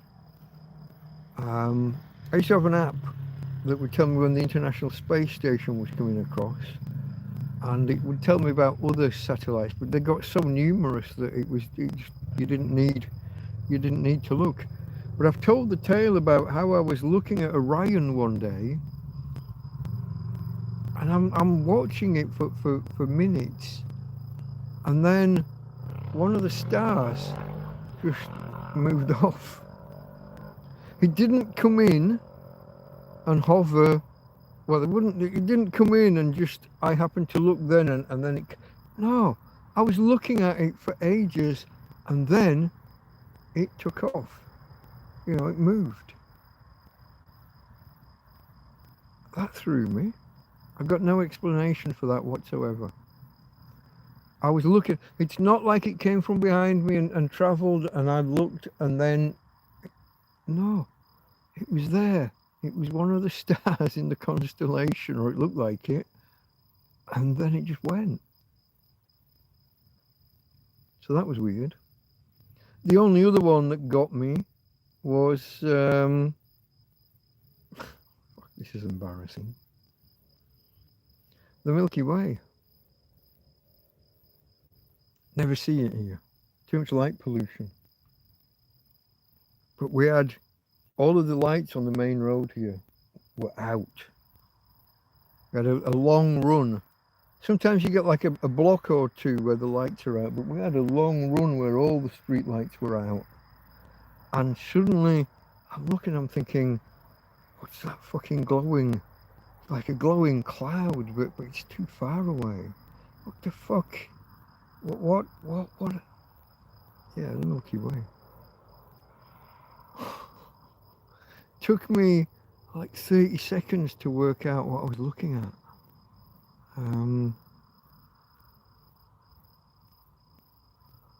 Kind of embarrassed because you don't see it here. Like I said, too much light pollution.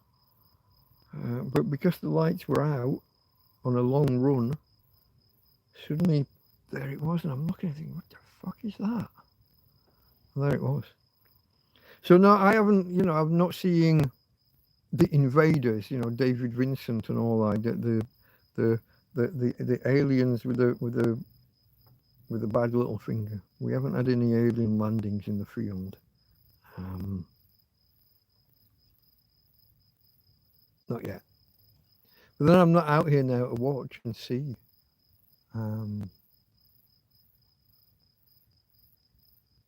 So yeah, no, nothing strange.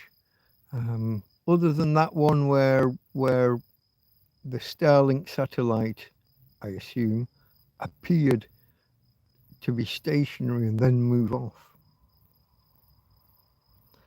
It could be just a mind fuck up. I don't know. I'm just convinced that I was lying on my back, I was bored, I was looking up at the sky, and then this thing that had been stationary went. So it's not a satellite that had arced from behind me or from alongside. It was stationary and then it went. That's what it appeared to me. That's how it appeared to me. I can't say that that's real or true.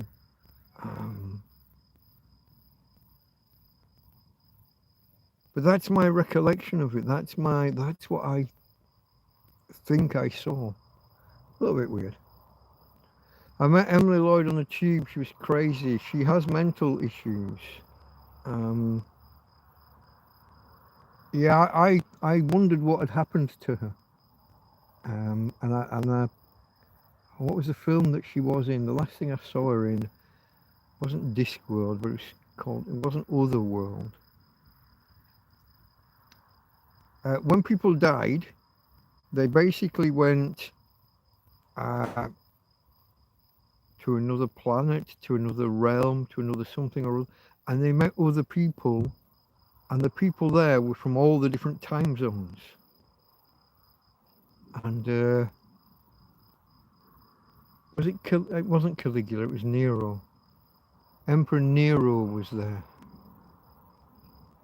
So you go there and at random you're alongside these other people from different time zones, different periods, different histories. Let's have a look and see whether I can find the name of the film. Riverworld? Maybe? Don't know where I got that from. Give me a second. I'm just going to type Riverworld and see what it says. See whether I was anywhere near. Riverworld. Book series. Film 2003. Cast.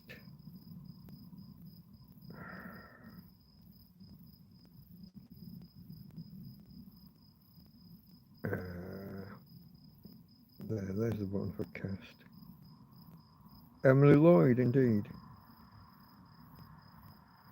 So she's not really the main character or anything. It's about an astronaut who dies and wakes up there. And I've never heard of anybody else that's in it.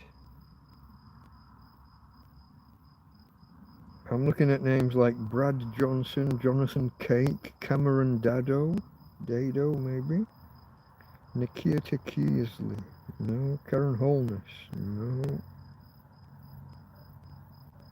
Kevin Smith, but not that Kevin Smith.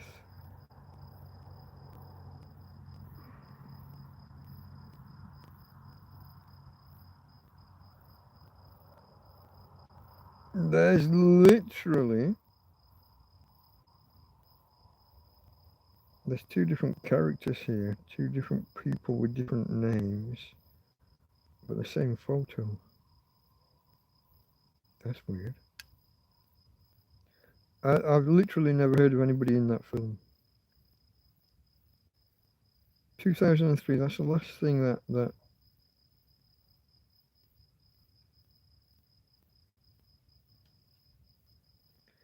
of course she was Trigger's daughter, wasn't she? Roger Lloyd Pack.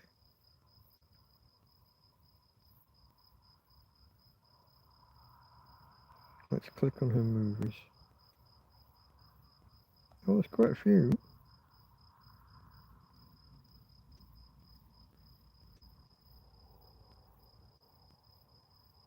She was in A River Runs Through It. Really? No idea. There was Riverworld 2003, and that is the last date.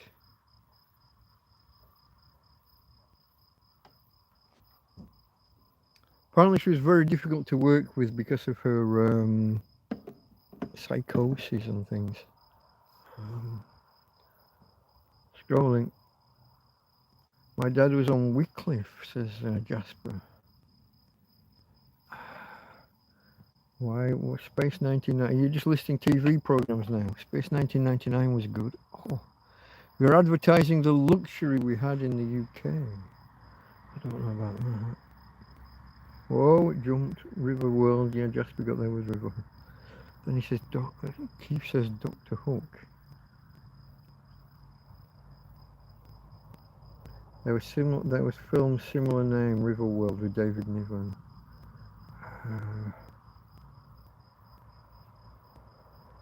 Wasn't the best David Niven film the one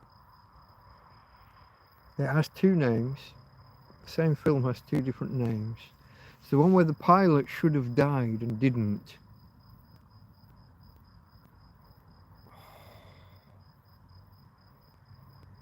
And there's a big tribunal in front of God or something similar. He falls in love with the voice on the radio that was trying to guide him while his plane was lost. And in the end he jumps out of the plane, I think, without a parachute. And the angel that was supposed to collect him, I'm going to say something like Stairway to Heaven, but that's not right. Heaven Can Wait was one of the names. Heaven Can Wait. The angel that was supposed to collect him as he died missed in the fog or some such was the story. And because he's fallen in love with the radio operator, he petitions for a second chance at life.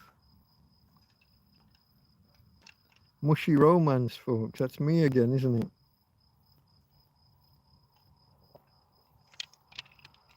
He also did a James Bond spoof, Casino Royale.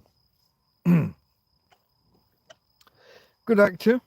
Died of motor neuron disease, if I remember correctly. Motor neuron disease, Lou Gehrig's disease, amyloid atrophy or something, isn't it? ALS, amyloid lateral scleropathy, ALS. Motor neuron disease, ALS, Lou Gehrig's disease. That should cover all your bases. That's what he died of.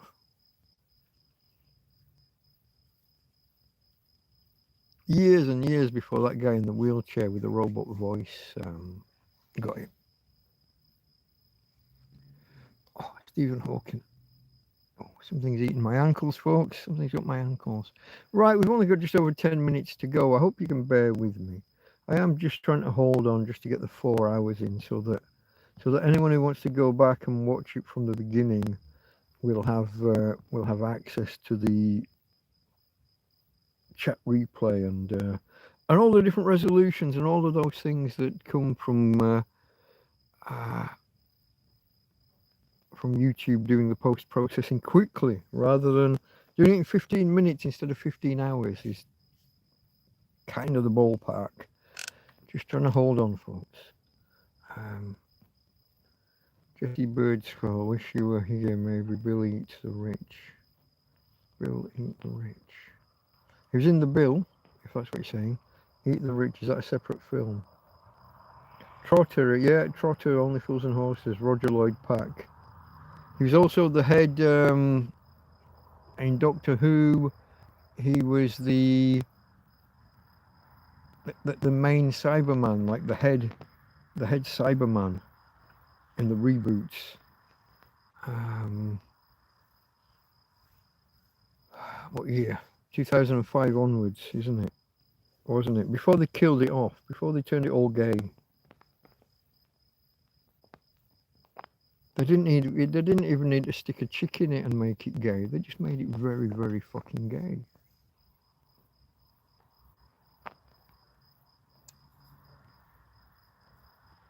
To the point where it was unwatchable. Preachy. A few weeks back I turned my head left, saw a ball of light just sitting in the sky, then dimmed out. 2:30 AM. Could have been like a meteor that was headed straight for you. Luckily it burnt up in the sky before it got to you. Normally you would see it like as a shooting star moving across the sky, but every now and again you get one that's coming close to it. Might not actually be headed for you, but close to headed for you. And we're supposed to have meteor showers this weekend. Which ones is it? Is it the Perseids? Hold on. I've got I think I've got cloud cover up high. I have got clouds. Today was quite, high cloud. Hold on. Meteor showers this weekend.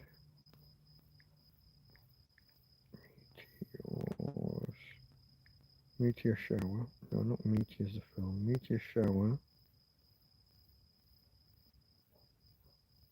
Whoa, no thanks. Whoa, Tina, you just put your foot in the fucking water. Perseid meteor shower begins tonight. Peaks on August the 12th and 13th. So you've got like a month of it nearly. Oh, well, you'll have 2. If that's when it peaks in a month's time, or 3 weeks' time, you'll have another 3 weeks after while it fades out. And you've also got a total eclipse in that period. When's that? I don't think you get it in the UK, do you? I don't get it here. I only get 98.7% coverage. I don't get totality. I think it's August. Let's have a quick look. Total eclipse, Spain 2026. August 12th. That's interesting. You might be able to see like a meteor shower through the day. August the 12th is when the Perseids are at the maximum, and it's also when there's a total eclipse. And Bonnie Tyler won't be here to see it. That's a shame. Was that last week that she died? I think so. Not this last 7 days, the week before. The first visible in mainland Spain for over a century. Oh, hold on. It occurs late in the afternoon, and then they say like 8:30. 8:30's not the afternoon.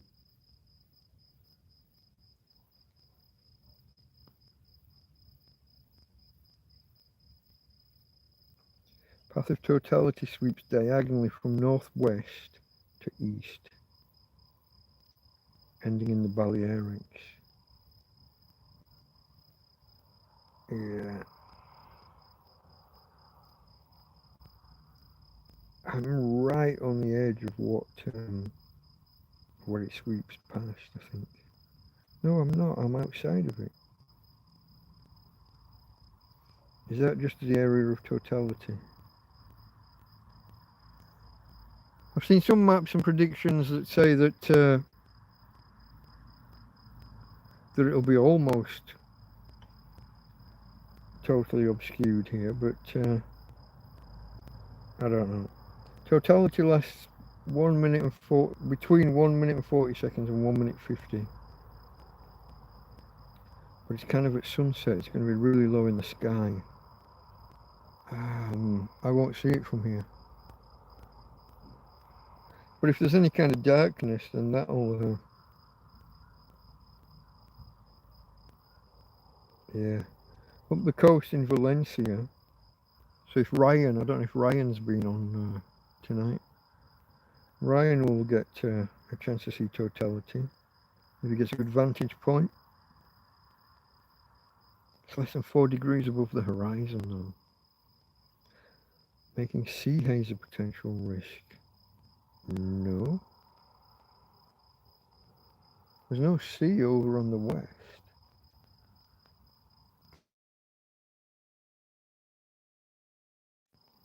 But from here on the east coast, there's no sea haze that way. Local terrain and clear sight lines are the biggest factors. Yeah, I'm not going to see it then, am I? Not going to see it. Little bite on the arm. Buggers.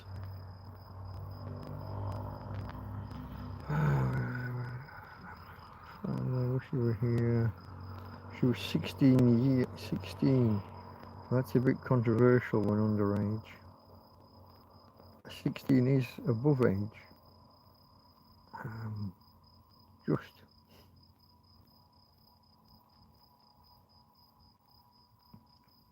Farmer, I can always tell when Karen has arrived. Your hair is fixed. Then I know she's back. She's gone already, mate. Been and gone.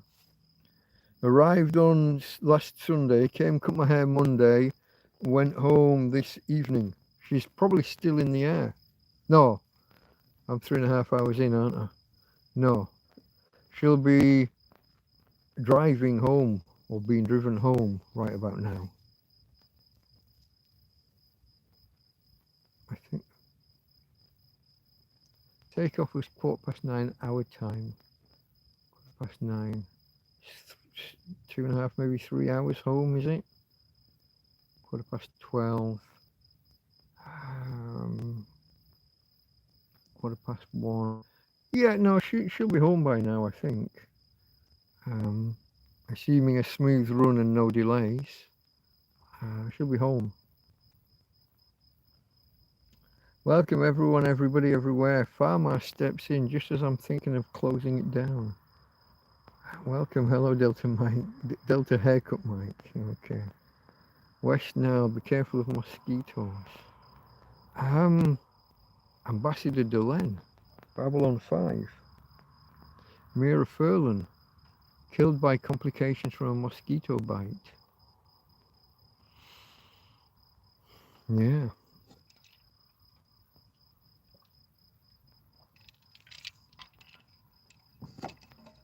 I've had bloody millions of bites in the 10 years I've been here. Was it the West? What was the one that was making babies be born with funny shaped heads? Was that, it wasn't dengue?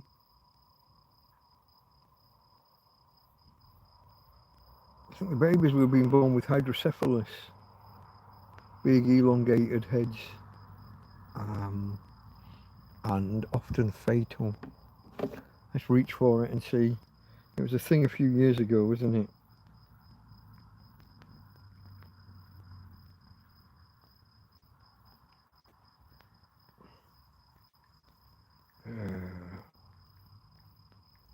Mosquito bites, babies with, I'm just going to type hydrocephalus. See if I'm just remembering it right.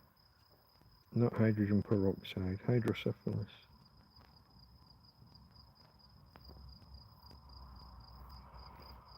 No, not talking about standard bites on Zika virus. A woman who's pregnant is bitten by a mosquito carrying the Zika virus during pregnancy. The virus can cross the placenta and cause severe fetal brain abnormalities, including congenital hydrocephalus and microcephaly. Microcephaly, is that a small brain or a small head? I'm not sure of the derivation.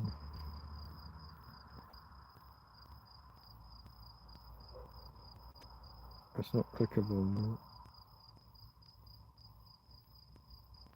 The Zika virus. You don't hear about it now, do you? That was all over the news. That was a big scare factor for 3 months, 1 year. I guess that would have been before COVID. COVID came along and gave us something, well, something more to worry about. Oh God. Hello, Alexander. What would you do if I donated 50k right now? Get a lawyer and get myself out of this shit. Would I go back to Britain? Oh, here's a question. So, I got a legal thing standing over me. I got my bank not giving me my own money that's tied up in the UK. I'd get a lawyer and get all that sorted. But if I've got a lawyer, I could probably sort out. So Spain are doing this. What would you call it? Like an absolution for like a. I almost had the word. I haven't got the word. They're letting people off that are illegal immigrants, and technically that would be me now after Brexit, because I couldn't leave. So once I've got a lawyer to sort out the little legal thing here that's stopping me going there, and if I can get the bank account sorted in the UK, then it's the question of, do I go back to the UK or do I start the process here to see whether I can be one of the illegal immigrants that gets normalized? And then, if I'm here, rent an apartment. Better yet,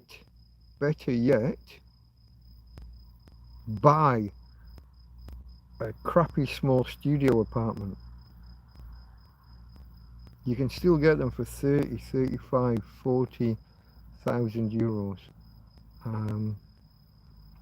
It'd be in a bad part of town, it'd be, but you could, with the little bit that's left, you could do it up kind of luxury, couldn't you? You could do it up luxury. I don't know, that sounds like I would be blowing it. I don't know. Hey, if you happen to be a billionaire, you know, you might consider it. Don't send that much through PayPal though, they take like 3% or something, don't they, on proper money. Good question. What would you do if I donated 50k right now? I could come up with alternatives. I could, again, sort out the legal thing, sort out the bank in the UK, go back to the UK, rent an apartment, and use the rest of the money to buy equipment to start a business. So, I don't think I'd bother with 3D printing, but laser etching, laser cutting and laser etching, I think there are businesses to be built around that, especially if you can go higher end on the CO2 lasers rather than that. Are the other ones LED lasers, something like that? So I could use that money to establish myself with a business and build a future. Multiple options. I mean, that's the thing. And the whole question, do you want to go back to the UK? It is my home. But everyone tells me no. Everyone who advises me, everyone who I trust, says no, it's changed too much. You wouldn't like what it's become.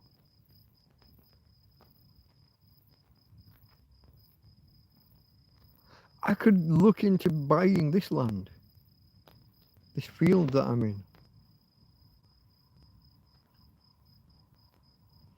50 is probably not enough to buy the land and develop it. Even just building one structure for myself.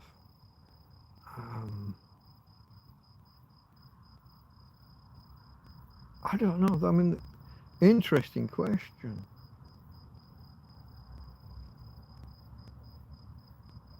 See, I used to play what I called wish lists, or wish listingtons, I used to call it. When I was laying on a bed mat on the floor here, a bedroll, and I'd ask myself, what would you do if you had €5? What would you do if you had €10? And you'd scale upwards. If I had 20 or 50 euros, what would I do? And obviously, you're getting the same stuff that you would have got at the €5 mark, but then you're adding and padding and adding more to it. And who would have believed I would now be sat here with multiple solar panels, multiple EcoFlows, a camping fridge freezer, a slow cooker, an electric fan, a television. I've got a fucking television. Never used it. Well, used it once or twice just to test. I've still got it though.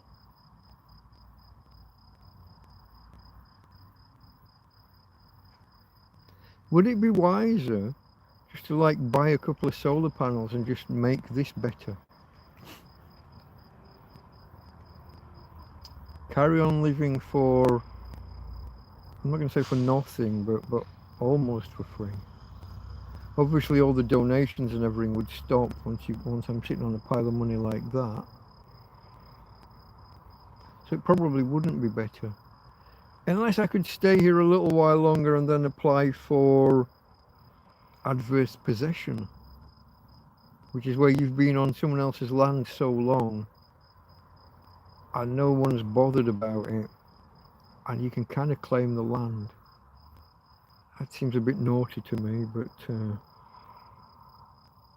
don't think I would do that. That just feels wrong. But it is a legal thing. It is a thing. Look it up, adverse possession.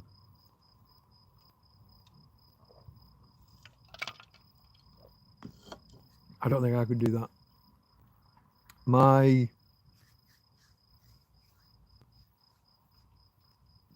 morals, my ethics, whichever word you prefer, wouldn't. It's the same reason I don't break into buildings and be a squatter in a building. Squatting in a corner of a field, yeah.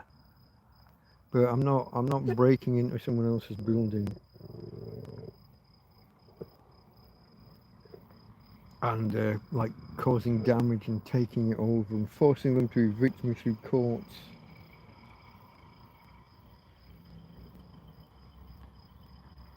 I couldn't do that to somebody. I could not do that. Good question though, thank you, Alexander. Farmer says pound, smash, poke, prod, press, push, punch, slap, chop, bump, tap, flick, kick, click, lick, rub, slam the like button and subscribe. I almost got through that without messing it up. Get a modest home, Mike Wood. Farmer has changed into Yoda. He's rearranging his sentences in that way. Get a modest home, Mike would. Yeah, you know, just a cheap. There are certain areas of town that are populated by Spanish in quite squat, quite small apartments, and some of them might even be studio apartments, and they've all got balconies in a room, but you're sitting out looking over a road that just looks out across to another building. And the density of people mean you're going to have those guys. You're going to have the guy that puts the stereo on full fucking blast at 2 in the morning or whatever. You're going to have the drunks rolling by. You're going to have, they're more in the town centre, so you're going to have police sirens going past all the time. But to actually be able to buy a property for 35,000,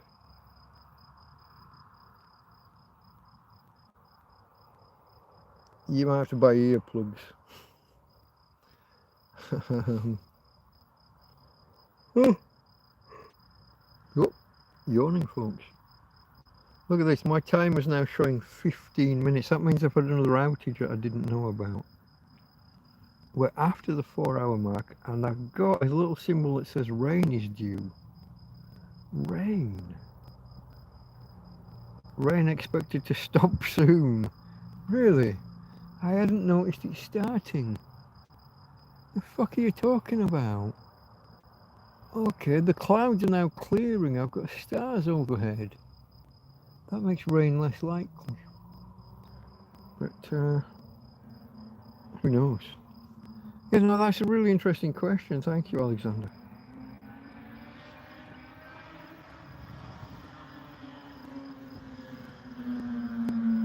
Jasper says, Farmer, you've come on too late. Yeah.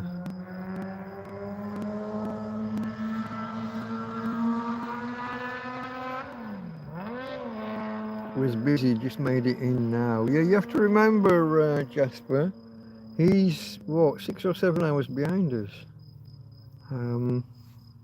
It's probably, let me do the maths, 7 o'clock at night where he is. That's my guess, 7 p.m. Maybe you lost some views when you come on, they couldn't go live and you didn't go live much. It's only been a week, Jasper.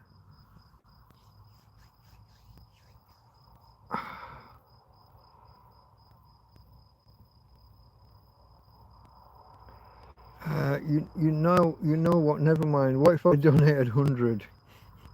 What would you do? I've no idea, mate. Buy some champagne, drink myself silly. No idea. 100k. Really nice if you're some kind of billionaire and that you actually do it, but you know the odds are against. What would I do? The same but bigger and better. It's the same 3 or 4 ideas, but with more of a buffer, more of a, you know, lawyer, access my bank, sort out whatever shit I've got going on legally back home.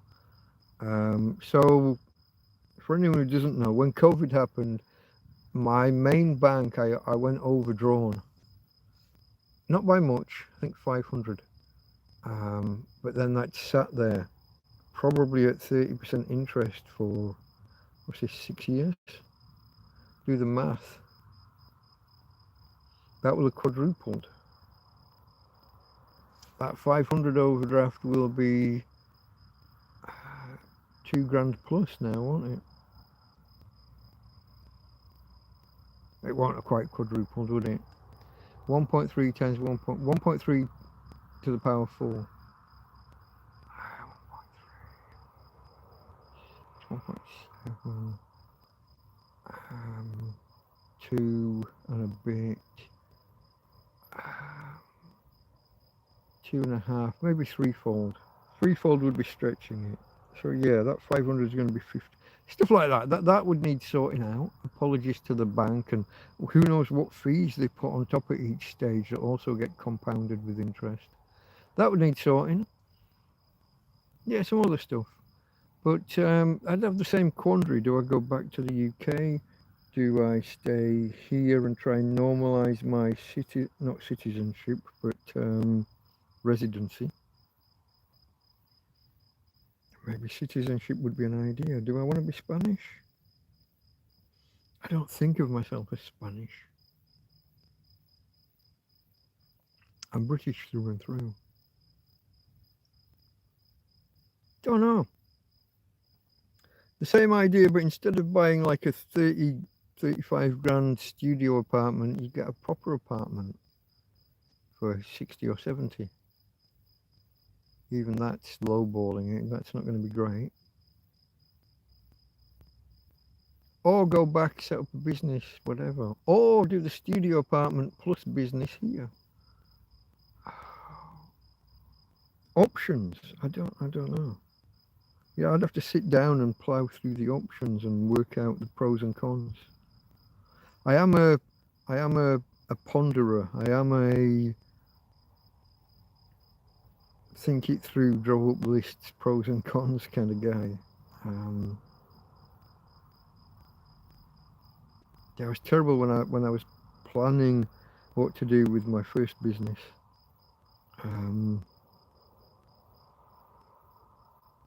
But then once a decision was made, it was just execute, it was go.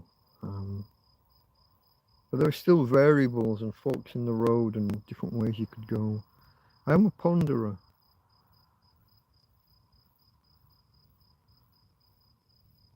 To an extent. But then once the decision's made, and it's go, go, go.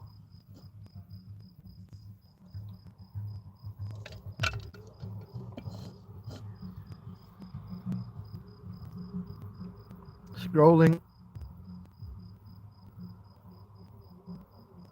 Yeah, baby gets encephalitis, yeah.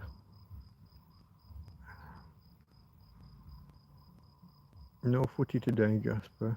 I think I told you that earlier, Jasper. I give a good injection when that's not the injection you mean. One day I will donate 50k. Yeah, one day. It will happen, not today. But to keep your hopes up, it will happen on one of your lives within 10 years, maybe even less. I would appreciate it. Thank you for the thought. And for the question. I mean, it's, it's always nice to think through what you would do in different circumstances. Like I said, I used to lie here wondering what I would do if I had €5. There was one day someone offered me €20 and I turned it down. And she looked mortified. She obviously could tell I was homeless. But I had €3 or €4 in my pocket. And so I turned it down. She was mortified. She thought she'd made a mistake and maybe I wasn't homeless. I just looked it. I had to explain, no, I am homeless, but I got a little bit. I don't need your money today. And obviously never saw her again, and sat here a few days later wondering what kind of idiot I am for not taking the money when it was offered. €20.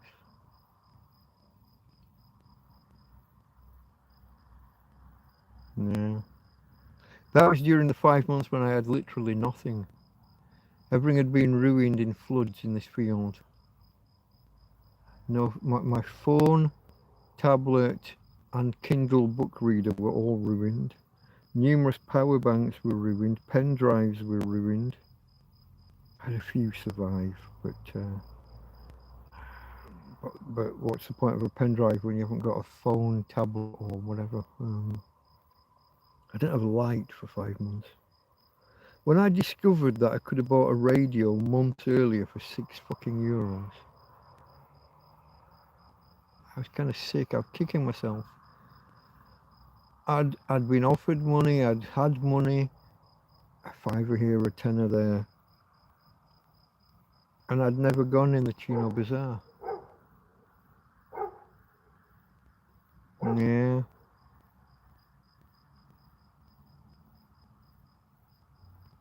The Thinker from Night in the Museum. Is it that Thinker? The statue by Rodin. Is it that museum?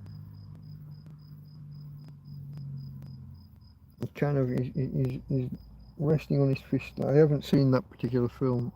But he's got, and his other arm's kind of behind him like that, and is he resting on his knee or the arm of a chair or something?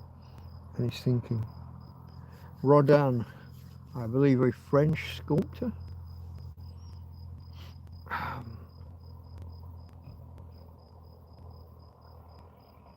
Let's have a look. You're rooting for Argentina, right, Mike? No, I don't think so. I'm kind of easy on it, right? So if Argentina win, we can say that we lost to the champions. But I find Argentina to be quite a foully kind of. I don't like the way they play. And we've got history with them as well. So if Spain win, I'll take that as well. I'm kind of open on it. I'm not committed either way.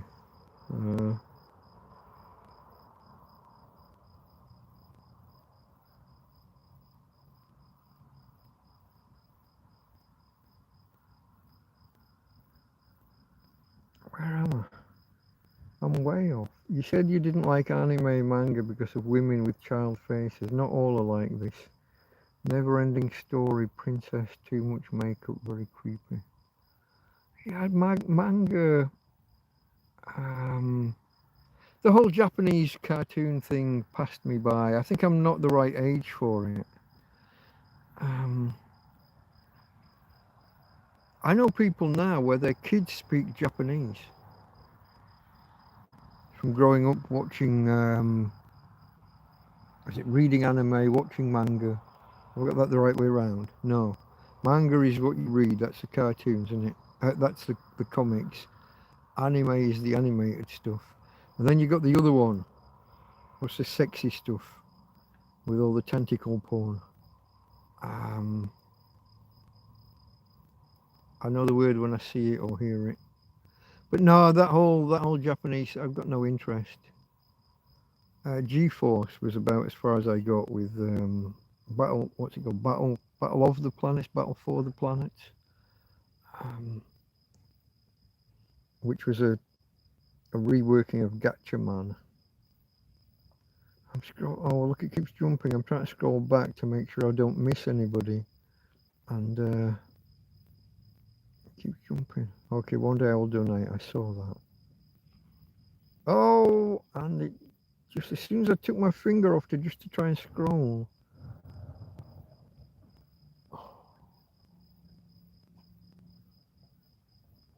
Lots of old films with misleading, like Waterworld. Pirate says how much for girl and women.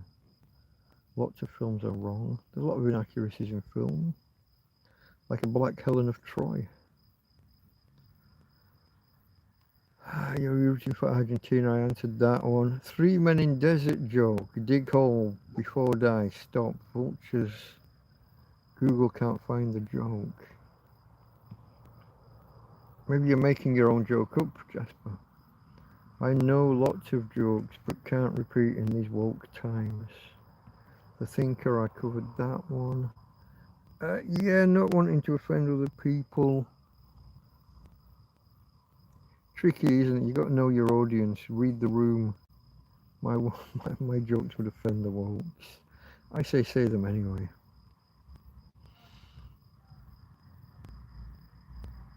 What's the point of a pen drive when you don't have paper? Farmers telling silly jokes. Funny scene, Mike, they made him the unthinker. Okay, here we go. I've seen this one before. I was on the phone with a girl. She says, come on over, nobody's home. So I went on over and nobody was home. There you go. Alright folks, I think I'm going to call it quits here. We've gone well past the 4-hour mark that I was aiming for. I would have liked to have gone longer, but there's not many of you out there. And I think I've got a bit of a stomach issue building. The last 2 days I've eaten, and 3 days before that, not so much. And I think my body knows about it, and I'm going to have to go and take care of something.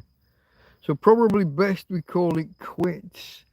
Where are we for time? 20 past. Yeah, okay, we're well past the 4 hour mark, aren't we?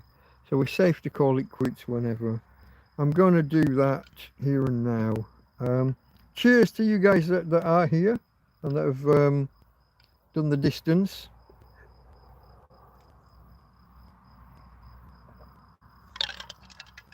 Always good when people stay the course. Ah, okay. A boy was looking for his parents and goes up to the police and says, I can't find my parents. Police says, I don't know you, kid. There's so many places they can hide. Okay.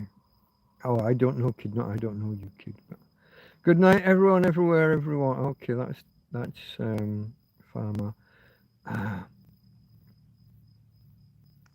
Well past it. Okay, folks, I'm going to call it quits here. I'm going to unplug this. I'm going to, whoops, sorry, hand over the camera. I'm going to leave you in the manner to which you may or may not be accustomed, depending on whether you're a regular. Over here, we have my my glamorous assistant. Hey, Tina girl. Hey, babe. You going to say, oi? Hey. You going to say goodnight? No, she's turning her back away from the light. And look at her. She's got her backside right up against my chair. I'm going to struggle to get out. I got to rush to get to the trees, actually. But, from Tina. And from me, Delta Mike. Oh, I didn't prepare it. Ouch! Catch you later, folks.